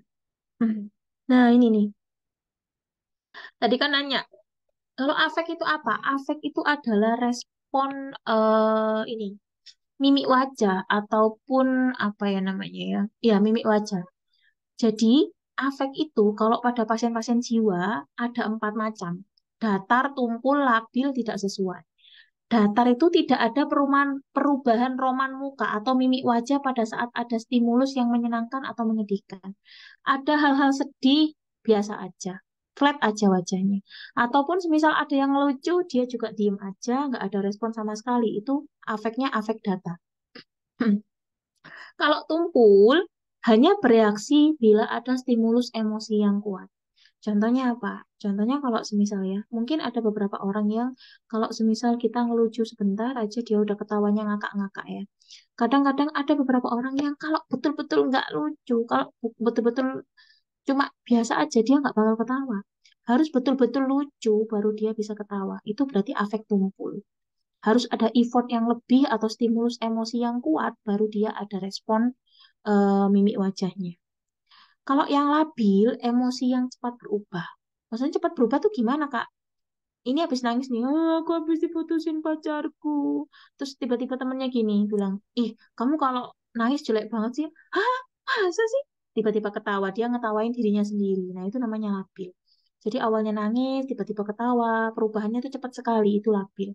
Kalau tidak sesuai, itu emosi yang muncul, itu bertentangan dengan apa yang dia rasakan. Contohnya ya, kalau misal dia lagi sedih, aku tuh sebetulnya sedih banget tahu. Aku tuh ditinggal nikah lagi sama suamiku. Tapi dia ceritanya tuh sambil ketawa-ketawa, senyum bahagia. Padahal yang dia ceritakan tuh kesedihannya loh, bukan kebahagiaannya. Tapi dia menceritakannya dengan rasa bahagia. Itu namanya afek yang tidak sesuai. Jadi kebalikan. Saat sedih dia ceritakan dengan bahagia, saat bahagia dia ceritakan dengan sedih. Itu tidak sesuai. Ini jenis afek. Kemudian, dulu, kok nyampe sini lagi? Mana tadi ya? Nah, kalau ini proses pikir tadi sudah, kemudian ada isi pikir. Nah, isi pikir ini ada banyak. Ada yang namanya isi pikir, isi ya, isi pikir. Berarti apa yang ia pikirkan? Ada obsesi. Obsesi itu adalah pikiran yang selalu muncul walaupun klien berusaha untuk menghilangkannya. Seperti kita ya, obsesi pengen apa, muncul terus. Apalagi didukung dengan sosmed kita, kalau kita pengen apa-apa, sosmed kita sesuai dengan apa yang kita inginkan. Ya, kayak TikToknya, Google-nya, dan yang lain-lain, kayaknya muncul aja tuh ya, sesuai dengan apa yang kita pikirin. Itu obsesi. Kalau fobia, itu ketakutan yang patologis. Takut itu normal. Tapi kalau fobia, itu sudah patologis, alias tidak logis pada objek-objek tertentu. Pasti semuanya punya lah ya fobia masing-masing. Kalau saya sendiri takut sama ini, petir. Berarti fobia petir. Nah, kalau ada petir, responnya udah nggak karu-karuan. Itu namanya fobia. Ada sebagian orang yang, B aja. Meskipun sampai cetar-cetar di sampingnya juga B aja. Itu beda lagi orangnya. Kalau fobia, dengar dikit langsung sudah ketakutan. Itu sudah patologis ketakutannya ya. Kemudian ada hipokondria. Hipokondria ini hampir mirip sama waham somatik. Jadi dia merasa adanya gangguan dalam organ tubuhnya yang sebenarnya itu nggak ada. Sehat kok dia, cuma dia mikir kayaknya perutku sakit deh. Kayaknya langgungku sakit deh. Kayaknya aku kanker deh. Padahal enggak kenapa-kenapa. Ya, jadi dia hampir mirip dengan waham somatik. Kemudian ada depersonalisasi. Depersonalisasi itu dia kayak ngerasa asing ke dirinya sendiri. Ini beneran aku. Ini beneran lingkungan rumahku ya, itu namanya depersonalisasi. Kemudian ide yang terkait. Nah, ide yang terkait itu dia merasa apapun yang terjadi pada lingkungan sekitarnya itu seperti berkaitan dengan dia ya, seperti berkaitan dengan apa yang ia pikirkan. Itu ide terkait. Kemudian yang terakhir itu ada pikiran magic ya. Kalau pikiran magic itu berarti dia sudah berpikir kalau dia mampu melakukan hal-hal di luar kemampuannya atau hal-hal yang menurut kita itu mustahil. Itu pikiran magic. Itu isi pikir. Kemudian ada istilah juga untuk gangguan memori pada pasien-pasien jiwa. Apa aja sih Kak gangguan memorinya? Ada gangguan jangka panjang, jangka pendek, saat ini, dan konfabulasi. Jangka panjang itu cara ngingetnya adalah lebih dari 1 bulan. Ya, jadi kejadian 1 bulan yang lalu udah lupa, itu berarti gangguan daya ingat jangka panjang. Kalau jangka pendek itu terjadi lebih dari 1 minggu terakhir, kemudian gangguan daya ingat saat ini itu tidak dapat mengingat kejadian yang baru aja terjadi. Itu gangguan daya ingat saat ini. Terus ada Konfabulasi. Hmm. Konfabulasi itu pembicaraan tidak sesuai dengan kenyataan, tapi dia tuh kayak masuk-masukin cerita yang tidak benar untuk menutupi gangguan daya ingatnya. Jadi kayak disambung-sambungin gitu loh, padahal dia tuh lupa aslinya. Itu konfabulasi. Kak, kalau saat kita mengkaji pasien, pada isi pikirnya dia menyatakan bahwa dia memiliki obsesi dengan seseorang. Maka apakah masalah keperawatannya dapat dikatakan gangguan proses pikir waham atau gangguan isi pikir? Gangguan isi pikir, bukan waham. Gangguan isi pikir berarti dia. Kalau dia obsesi pada suatu hal tertentu atau obsesi dengan seseorang yang dia cintai, ya, itu isi pikir berarti. Diagnosanya dia gangguan isi pikir. Hmm, sama-sama. Kita lanjut. Oke, itu ya. Kita balik ke soal dulu. Belum selesai tadi soalnya. Itu bedanya ya Kak Riz ya. Tadi soal hukum. Sebentar ya. Nomor berapa tadi ya? 14 apa ya? Oke. Oh ini. 16 17. Ah, berapa? Berapa Kak? Iya, 17 masuk berarti ya. 17 masuk 17. G. 5 orang pasien di rumah sakit jiwa mengikuti terapi aktivitas kelompok ataupun TAK. Terdapat 5 sesi TAK yang kelima pasien tersebut akan ikuti. Pada pertemuan yang lalu, topik yang dibahas adalah cara memukul bantal dan tarik nafas dalam. Manakah topik pada sesi selanjutnya? TAK kelompok. Apa ayo?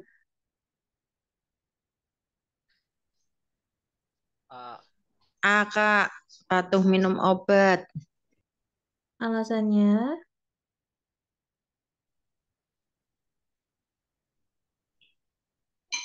SP2. Oke. Emang sama? SP untuk mandiri sama SP TAK? Sama nggak? Sama apa beda? Nggak tahu. Sama atau beda? Ada beberapa yang sama, ada beberapa yang beda. Jadi nggak sama semuanya. Kita lihat ya di sini ya.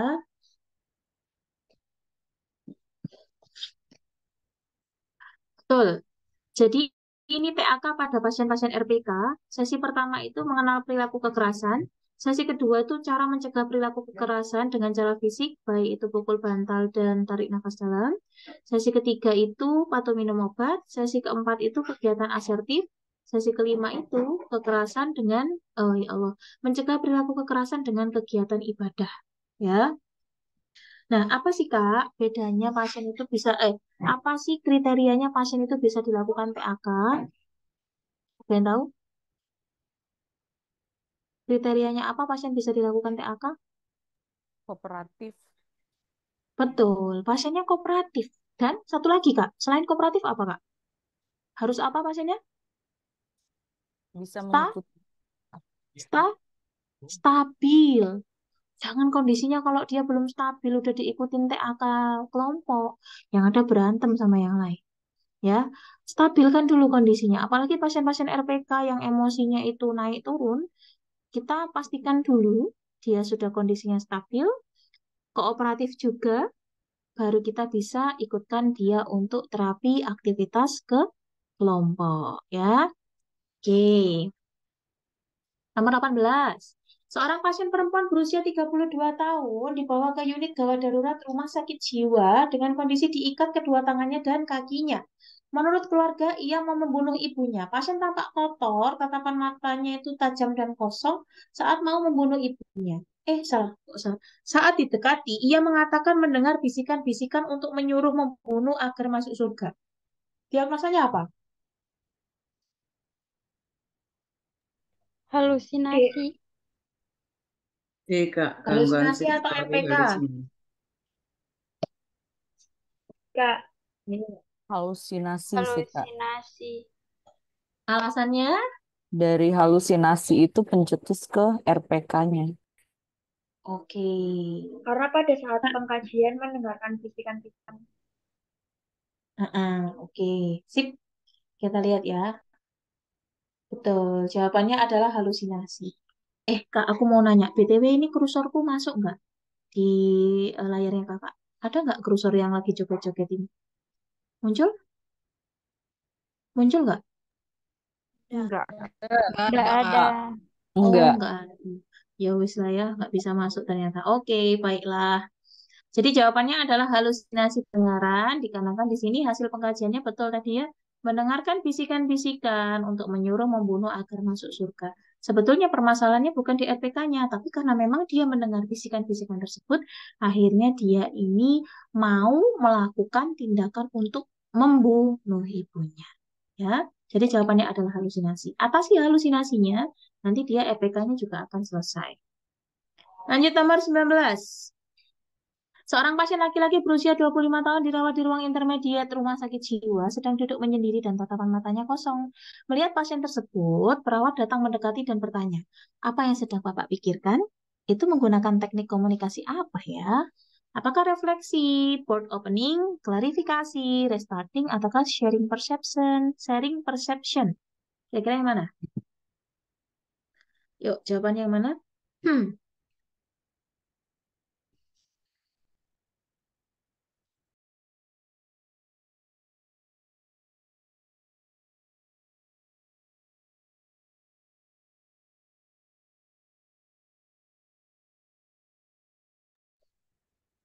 Yuk, apa yuk? Jawabannya yuk.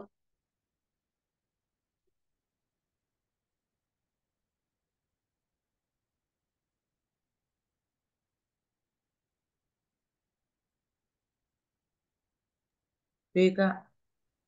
Alasannya? Sebagai pembuka pembicaraan mungkin ya. Sebagai pembuka pembicaraan. Jawabannya adalah, ayo, apa jawabannya jadinya? Kok aku lupa nggak tak masukin di sini? Apa yang sedang Bapak pikirkan? Betul, masuknya di board opening. Ya, jawabannya adalah B, board opening. Nah, tadi kan dia duduknya sendiri ya, tatapan matanya kosong. Nah, kita tiba-tiba nyamperin nih. Apa yang sedang Bapak pikirkan? Atau, Pak, saya boleh duduk di sini? Boleh. Pak, tadi saya lihat. Bapak kok tatapan matanya kosong. Apa yang sedang Bapak pikirkan? Nah, itu namanya teknik board opening. Atau memberikan pertanyaan terbuka untuk masuk ke pembicaraan yang lebih dalam lagi. Seperti itu. Jadi kalau refleksi itu mengembalikan pikiran dan perasaan klien, biar pasiennya itu bisa cari tahu sendiri apa sih penyebab dia merasakan hal seperti itu. Kemudian kalau klarifikasi itu menanyakan kepada klien tentang apa yang dirasakan. Misal kalau ada masalah, terus kita klarifikasi lagi. Semisal gini, ibu kan mengatakan kalau ibu ini sudah tidak diinginkan oleh keluarga. Kira-kira ketika ibu mengetahui hal tersebut, apa yang ibu rasakan? Nah, itu namanya klarifikasi. Jadi lebih menggali perasaan dia ketika menghadapi sebuah masalah. Kalau restarting tadi dilakukan untuk mengulang-ulang pada pasien-pasien yang tadi mengalami gangguan kayak pembicaraan yang berbelit-belit nggak nyampe-nyampe, itu pakai restarting. Kemudian kalau sharing perception, itu berbagi persepsi tentang apa yang sedang terjadi. Contohnya tadi kan pasiennya dengan kanker serviks ya, nanya, kenapa ya saya kena kanker serviks, suster? Terus habis itu kita suruh mikir lagi, Bu, kira-kira menurut Ibu apa yang pernah Ibu lakukan sampai Ibu seperti ini? Terus junk food, misal kayak gitu tadi ya. Baik, Bu. Memang menurut dari penelitian yang sudah dilakukan, salah satu penyebab kanker rahim itu salah satunya adalah dari pola makan yang tidak baik, yaitu mengkonsumsi makanan-makanan cepat saji dan lain-lain. Itu namanya sharing perception. Atau kita berbagi persepsi yang kita punya kepada pasien dengan harapan pasien itu bisa terbuka. Oh, ternyata kesalahanku di sini nih. Oh, ternyata permasalahanku letaknya di sini nih. Itu namanya sharing perception. Oke. Soal terakhir sebelum itu, habis itu kita nanti masuk ke materi ya. Soal nomor 20. Seorang perempuan usia 17 tahun memiliki tinggi badan 140, berat badan 35. Pasien tidak mau bergaul dengan teman-temannya, merasa malu dengan postur tubuhnya. Masalahnya di mana?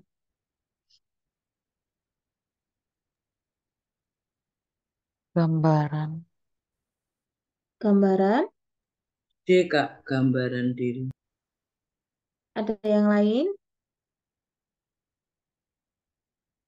Ada yang lain? Nggak ada? Oke, kita lihat ya. Betul, jawabannya adalah gambaran diri. Ini kok ketumpuk gini. Nah, ini identitas diri. Kalau gangguan identitas diri itu berkaitan dengan ciri khas dan identitas seseorang. Kalau harga diri itu berkaitan dengan penilaian seseorang terhadap apa yang sudah dilakukan.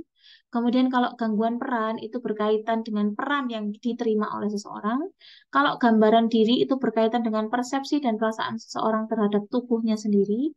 Kalau ideal diri itu berkaitan dengan ambisi, cita-cita, keinginan, gitu ya.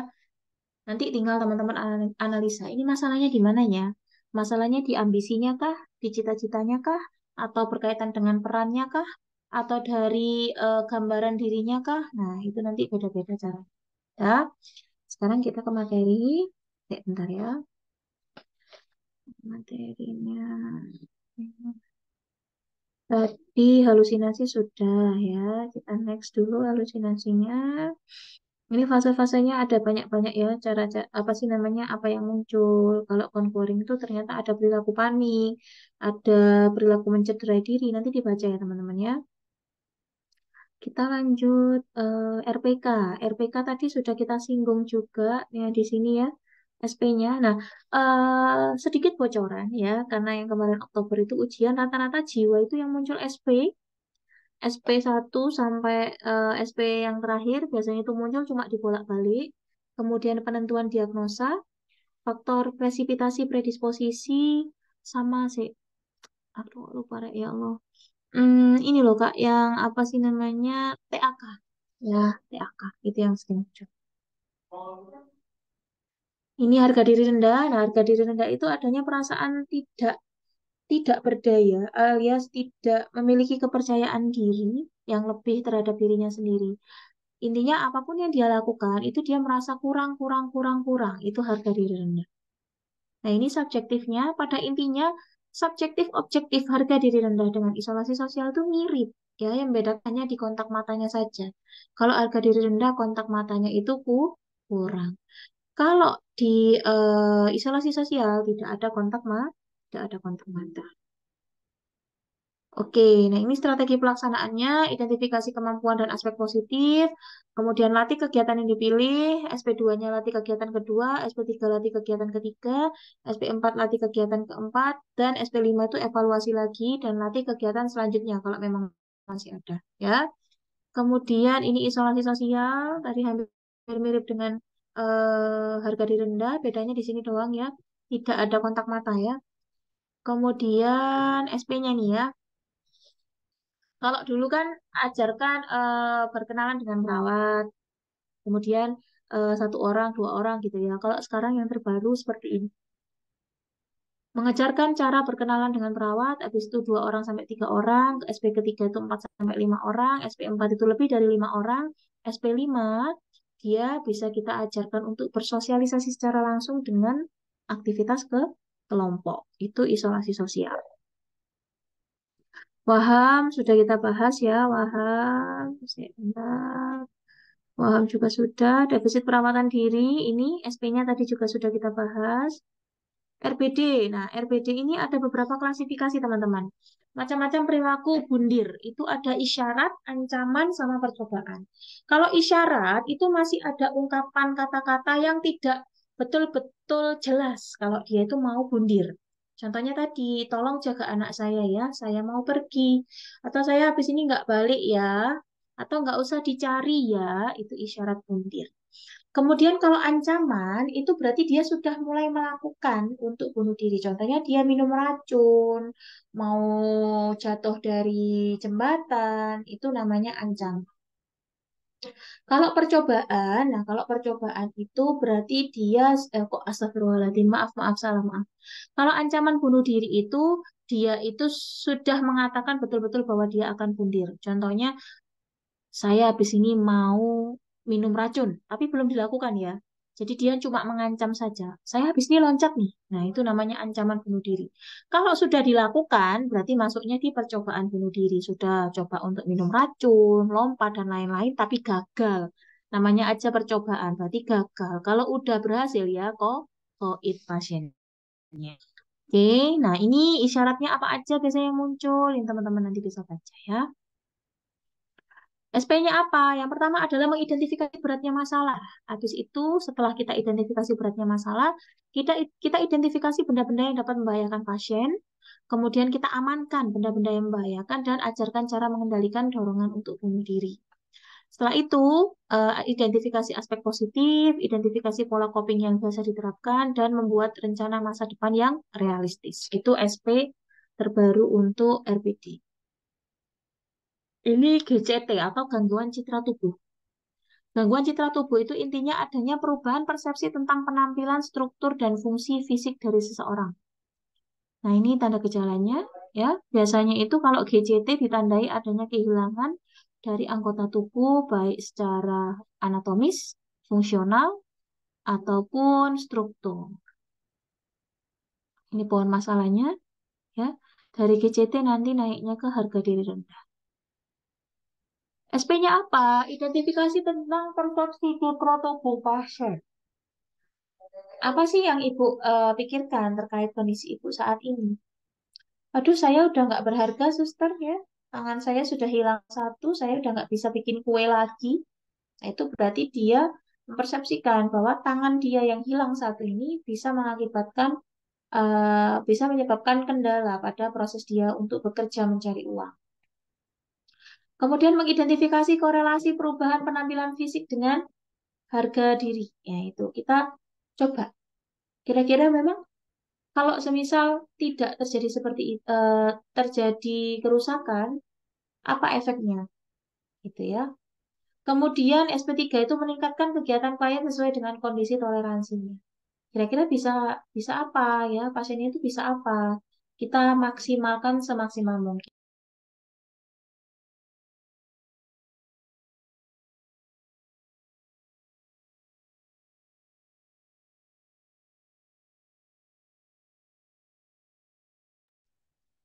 Ini contoh soal nanti kerjain ya. Nanti direview ya. Kemudian ada tahapan berduka. Ini juga sudah saya singgung tadi ya. Ada denial, marah, tawar-menawar, depresi, dan penerimaan. Nah, SP-nya ya. Ini SP-nya. Untuk denial ya, untuk denial apa yang harus kita lakukan? Secara verbal kita mendukung pasien tapi tidak dengan denial. Ya, contohnya gimana? Ibu, saya paham bahwa ibu ini sedang merasa sedih, tapi memang kondisinya anak ibu sudah meninggal dunia. Jadi tetap kita simpati dengan kondisi dia, tapi kita ingatkan bahwa ini tuh nyata loh. Gitu ya, itu denial. Kemudian marah. Marah itu bantu pasien dalam mengenal bahwa marah adalah hal normal. Ibu, saya paham bahwa ibu itu sedang kecewa. Ibu silakan marah. Tapi satu yang saya minta, ibu tidak boleh melakukan sesuatu yang berbahaya. Nah, namanya fasilitasi ungkapan kemarahan. Itu kita berikan ruang untuk dia marah. Dengan catatan, ruangan tersebut aman. Jangan kita biarkan dia marah, tapi ada pisau lah, ada gunting lah. Itu namanya cari mati. Ya, jangan sampai ya. Kalau kita memfasilitasi ungkapan kemarahan, pastikan lingkungannya aman terlebih dahulu. Kemudian bargaining. Bargaining itu bantu pasien mengidentifikasi rasa bersalah dan perasaan takut. Ibu, kok kemarin ibu bilang ya, andai saja kalau saya kemarin itu nggak makan makanan junk food, pasti saya nggak kayak gini. Nah, memang apa sih yang ibu pikirkan dengan kondisi ibu saat ini? Jadi kamu coba identifikasi, nanti muncul. Ya suster, saya menyesal, saya merasa bersalah dan yang lain-lain itu nanti akan keluar semua. Ya, jadi kita bantu untuk mengidentifikasi rasa bersalah yang dialami oleh pasien. Kemudian ada depresi. Nah, depresi itu kita identifikasi tingkat depresinya. Kemudian berikan dukungan nonverbal. Gimana caranya? Boleh kalau misalnya sesama jenis ya, kita boleh pegang tangannya.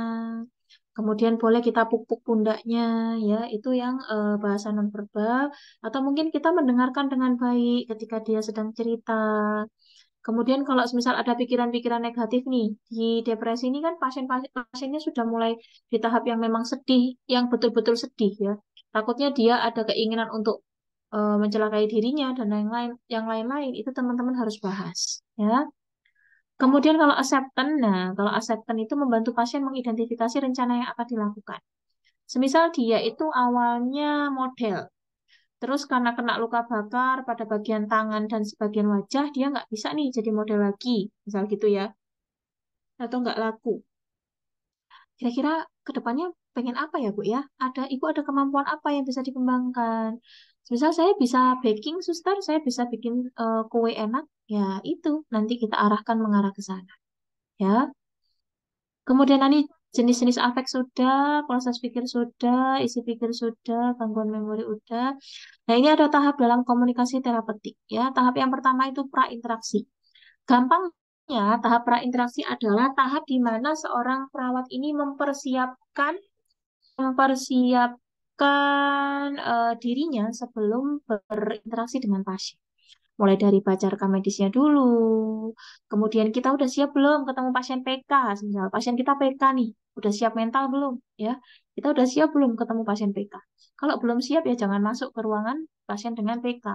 Takutnya nanti kamu nggak siap kalau dia lagi marah, terus tiba-tiba kamunya ketakutan sendiri, itu nggak boleh ya.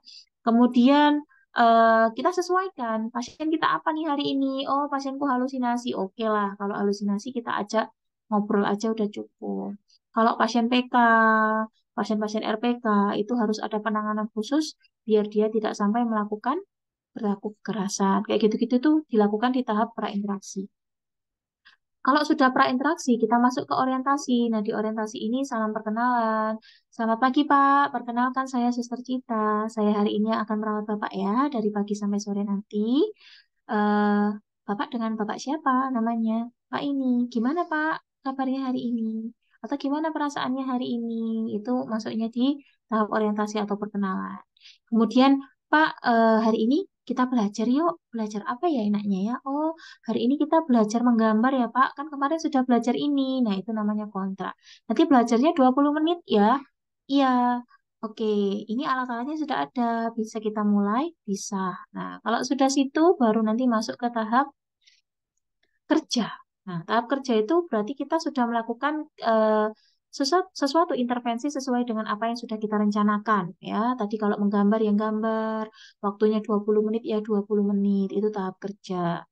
Kemudian setelah tahap kerja, kita masuk ke tahap terminasi. Wah, Bapak sudah gambar ya, Pak ya? Gambar apa ini, Pak? Gambar gunung, suster. Gunungnya dikasih warna apa tadi? Warna hijau. Kenapa dikasih hijau? Biar seger, suster. Misal seperti itu. Bapak suka, Bapak bahagia setelah menggambar, atau jangan gitu, itu pertanyaan tertutup. Bagaimana perasaan Bapak setelah menggambar? Oh, senang, suster, karena saya suka menggambar. Misal seperti itu. Oke, besok kita mau gambar apa lagi, Pak? Atau kita mau coba melukis? Boleh, suster. Jam berapa kira-kira besok mau melukis sama suster? Suster besok shift apa ya? Misal tanya kayak gitu ya. Besok bisa sama teman-teman yang lain sih, Pak. Tapi kalau mau sama saya masuk sore. Ya sudah, sore saja, suster. Baik ya, Pak ya.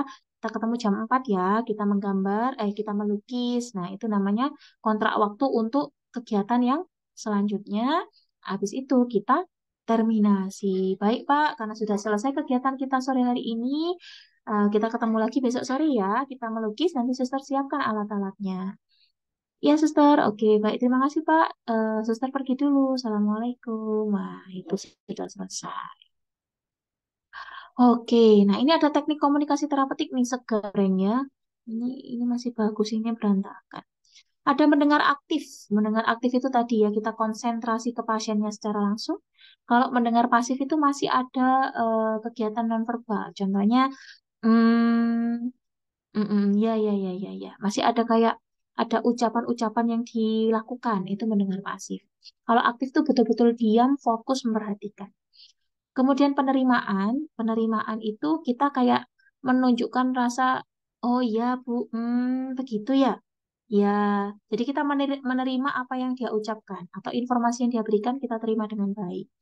Kemudian validasi atau klarifikasi kalau memang ada yang sesuatu yang tidak kamu mengerti, focusing itu dilakukan ketika ada sesuatu yang masih ngambang, ya, belum belum sesuai ataupun pembicaraannya itu terlalu lebar, itu kita fokuskan. Kemudian ada observasi, mengamati klien ya. Mengamati klien, kita lihat apa perilakunya setiap hari, itu observasi. Terus ini apa ini? Aduh, kok berantakan ini ya? Kata saya tak lihatin. Bentar Kak. Berantakan kalau di PDF. Mekanisme pertahanan diri, gangguan konsep. Bentar lagi. Bentar lagi. Saya ini Mas bahas ini dulu aja ya. Itu nanti tak benerin dulu ya. Mekanisme pertahanan diri. Yang pertama ada represi.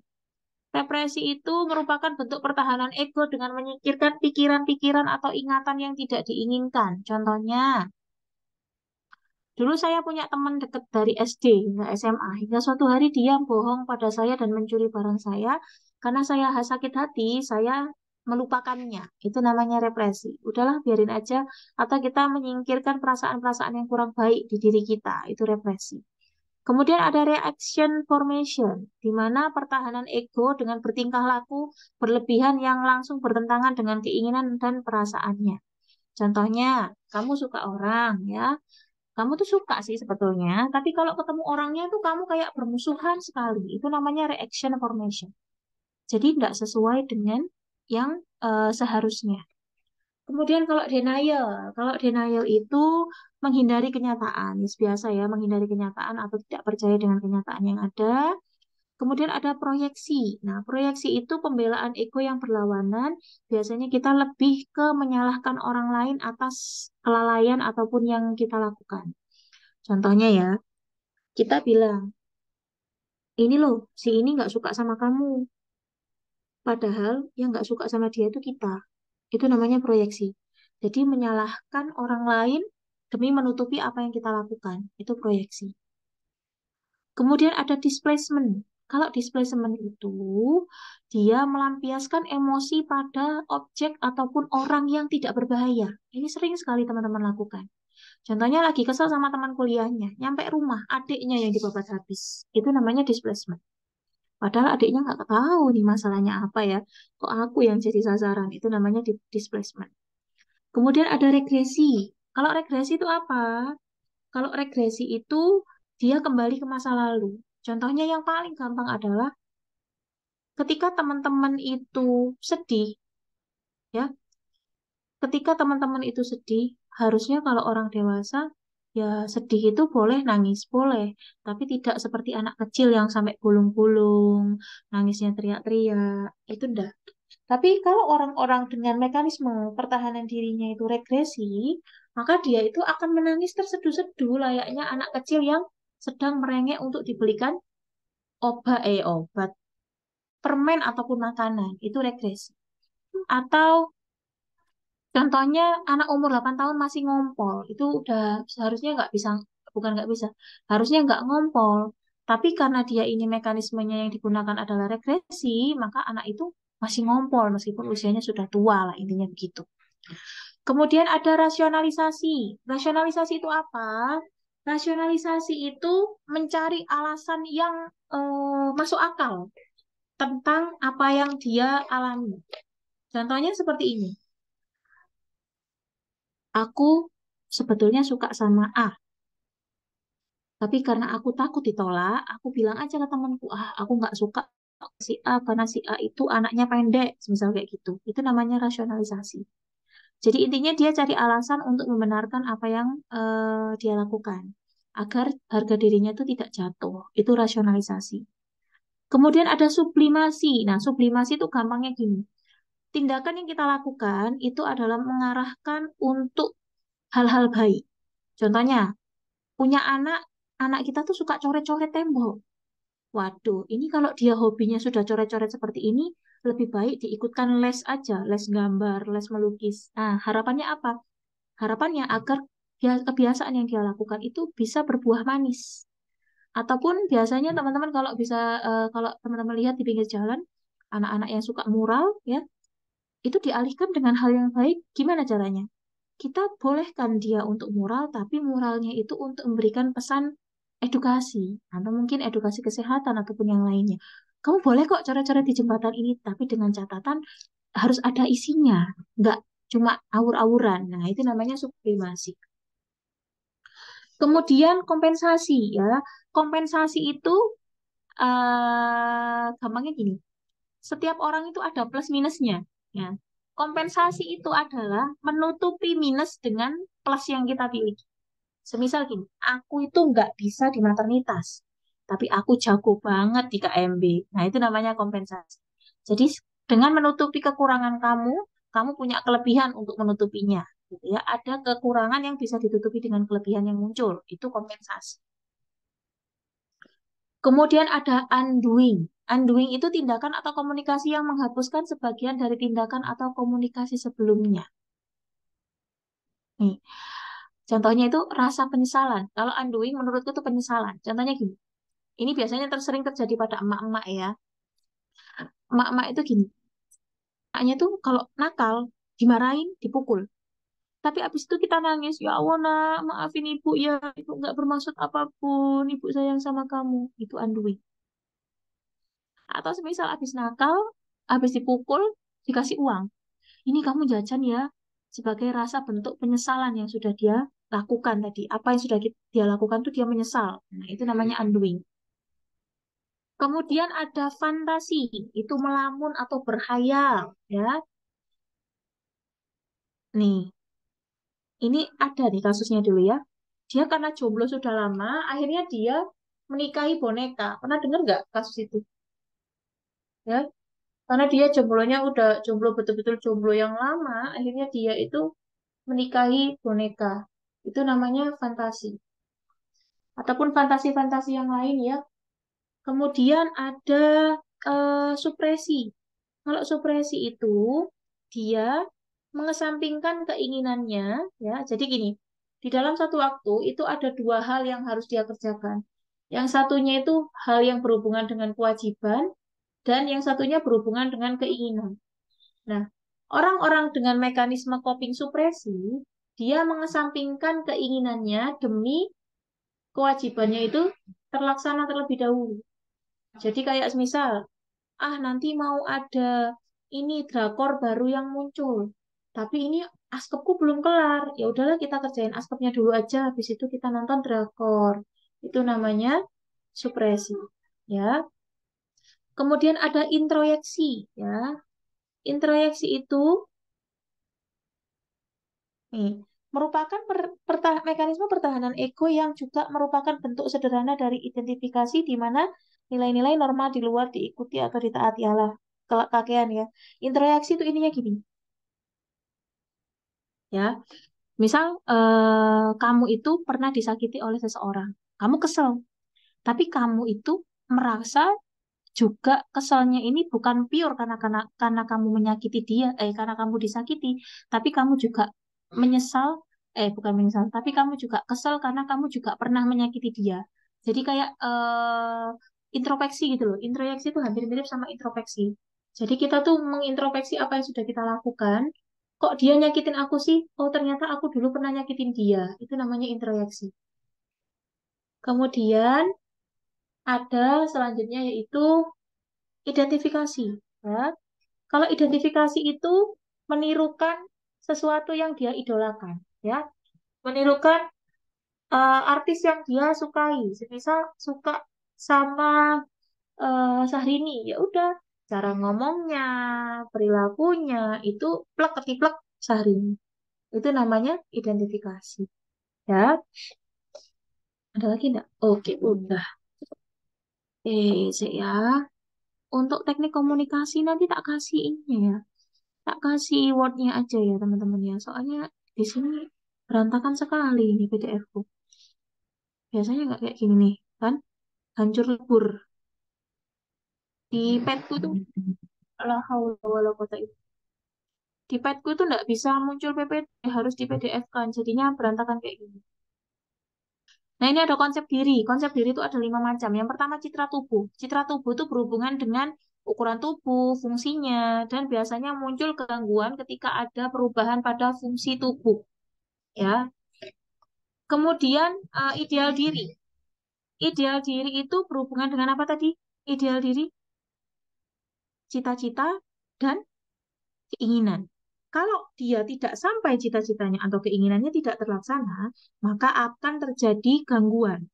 Gangguannya apa? Muncul rasa putus asa, kemudian muncul rasa ketidakberdayaan, mengungkapkan keinginan yang tidak sesuai dengan kenyataan. Nah, itu namanya ideal diri. Kemudian ada harga diri. Nah, harga diri itu berkaitan dengan apa yang dia sudah lakukan. Ya, di sini kalau ada gangguan pada harga diri, biasanya muncul rasa bersalah pada diri sendiri, kemudian merendahkan diri sendiri, dan adanya gangguan hubungan sosial yaitu menarik diri. Oke. Kemudian setelah itu ada peran diri. Kalau peran diri itu berhubungan dengan peran yang sudah dia lakukan. Ya, kalau semisal perannya itu sesuai, kalau perannya itu sudah sesuai ya udah nggak ada masalah. Tapi kalau perannya itu terlalu berat ataupun yang lainnya, ya nanti dia akan merasa tidak mampu untuk menjalankan perannya. Seperti itu.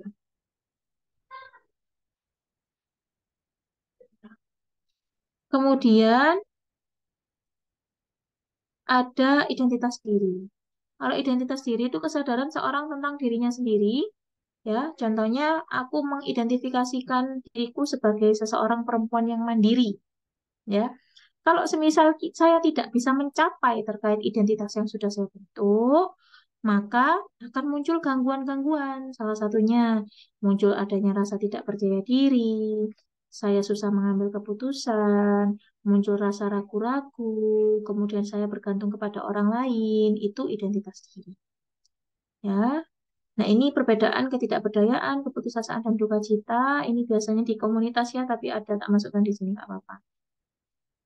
Ini bedanya resiko bunuh diri dan resiko perilaku kekerasan, ya. Nanti teman-teman boleh dirangkum lagi. Kemudian ini kecemasan atau ansietas. Ini ada tingkatannya nih, yang penting di sini. Ansietas itu ringan, sedang, dan berat. Ada panik juga. Ringan itu bagus, karena kita menjadi mawas diri. Kalau sedang, itu dia sudah mulai mengalami penurunan lapang persepsi. Kalau yang berat, itu dia sudah tidak bisa memikirkan hal yang lain.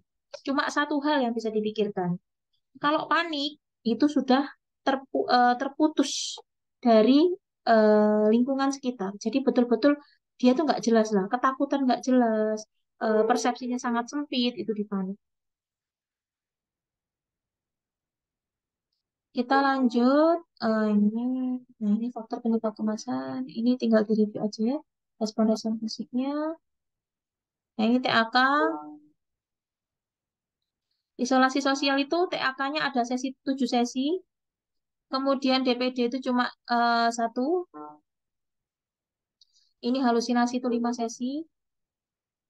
RPK 5 sesi. RPKPK 5 sesi. Harga diri rendah dan RBD itu hampir mirip karena dia masuknya juga stimulasi persepsi peningkatan harga diri, dilatih untuk identifikasi hal-hal positif, kemudian latih aspek dan kemampuan positif juga, itu di harga diri rendah dan RBD. Kemudian kalau Waham itu cuma 3 sesi, yaitu orientasi realita aja. Nah, isolasi sosial selain tadi, itu ada juga TAK-nya yang stimulasi sensori. Jadi nggak cuma sosial saja, tapi stimulasi sensori juga. Mendengarkan musik, menggambar, menonton TV atau video, itu juga bisa isolasi sosial dan harga diri rendah. Oke, sudah. Semua materi ini bisa teman-teman dapat di Google Drive. Buat yang baru masuk, nanti habis live ini nanti aku langsung upload ya untuk di Google Drive-nya. Teman-teman bisa langsung download dan apa ya namanya ya, direpetisi ya atau diulang kembali yang sudah saya bahas pada malam hari ini supaya lebih paham dan lebih nyantol gitu ya. Oke, Terima kasih banyak teman-teman atas waktunya pada malam hari ini. Sudah selesai ya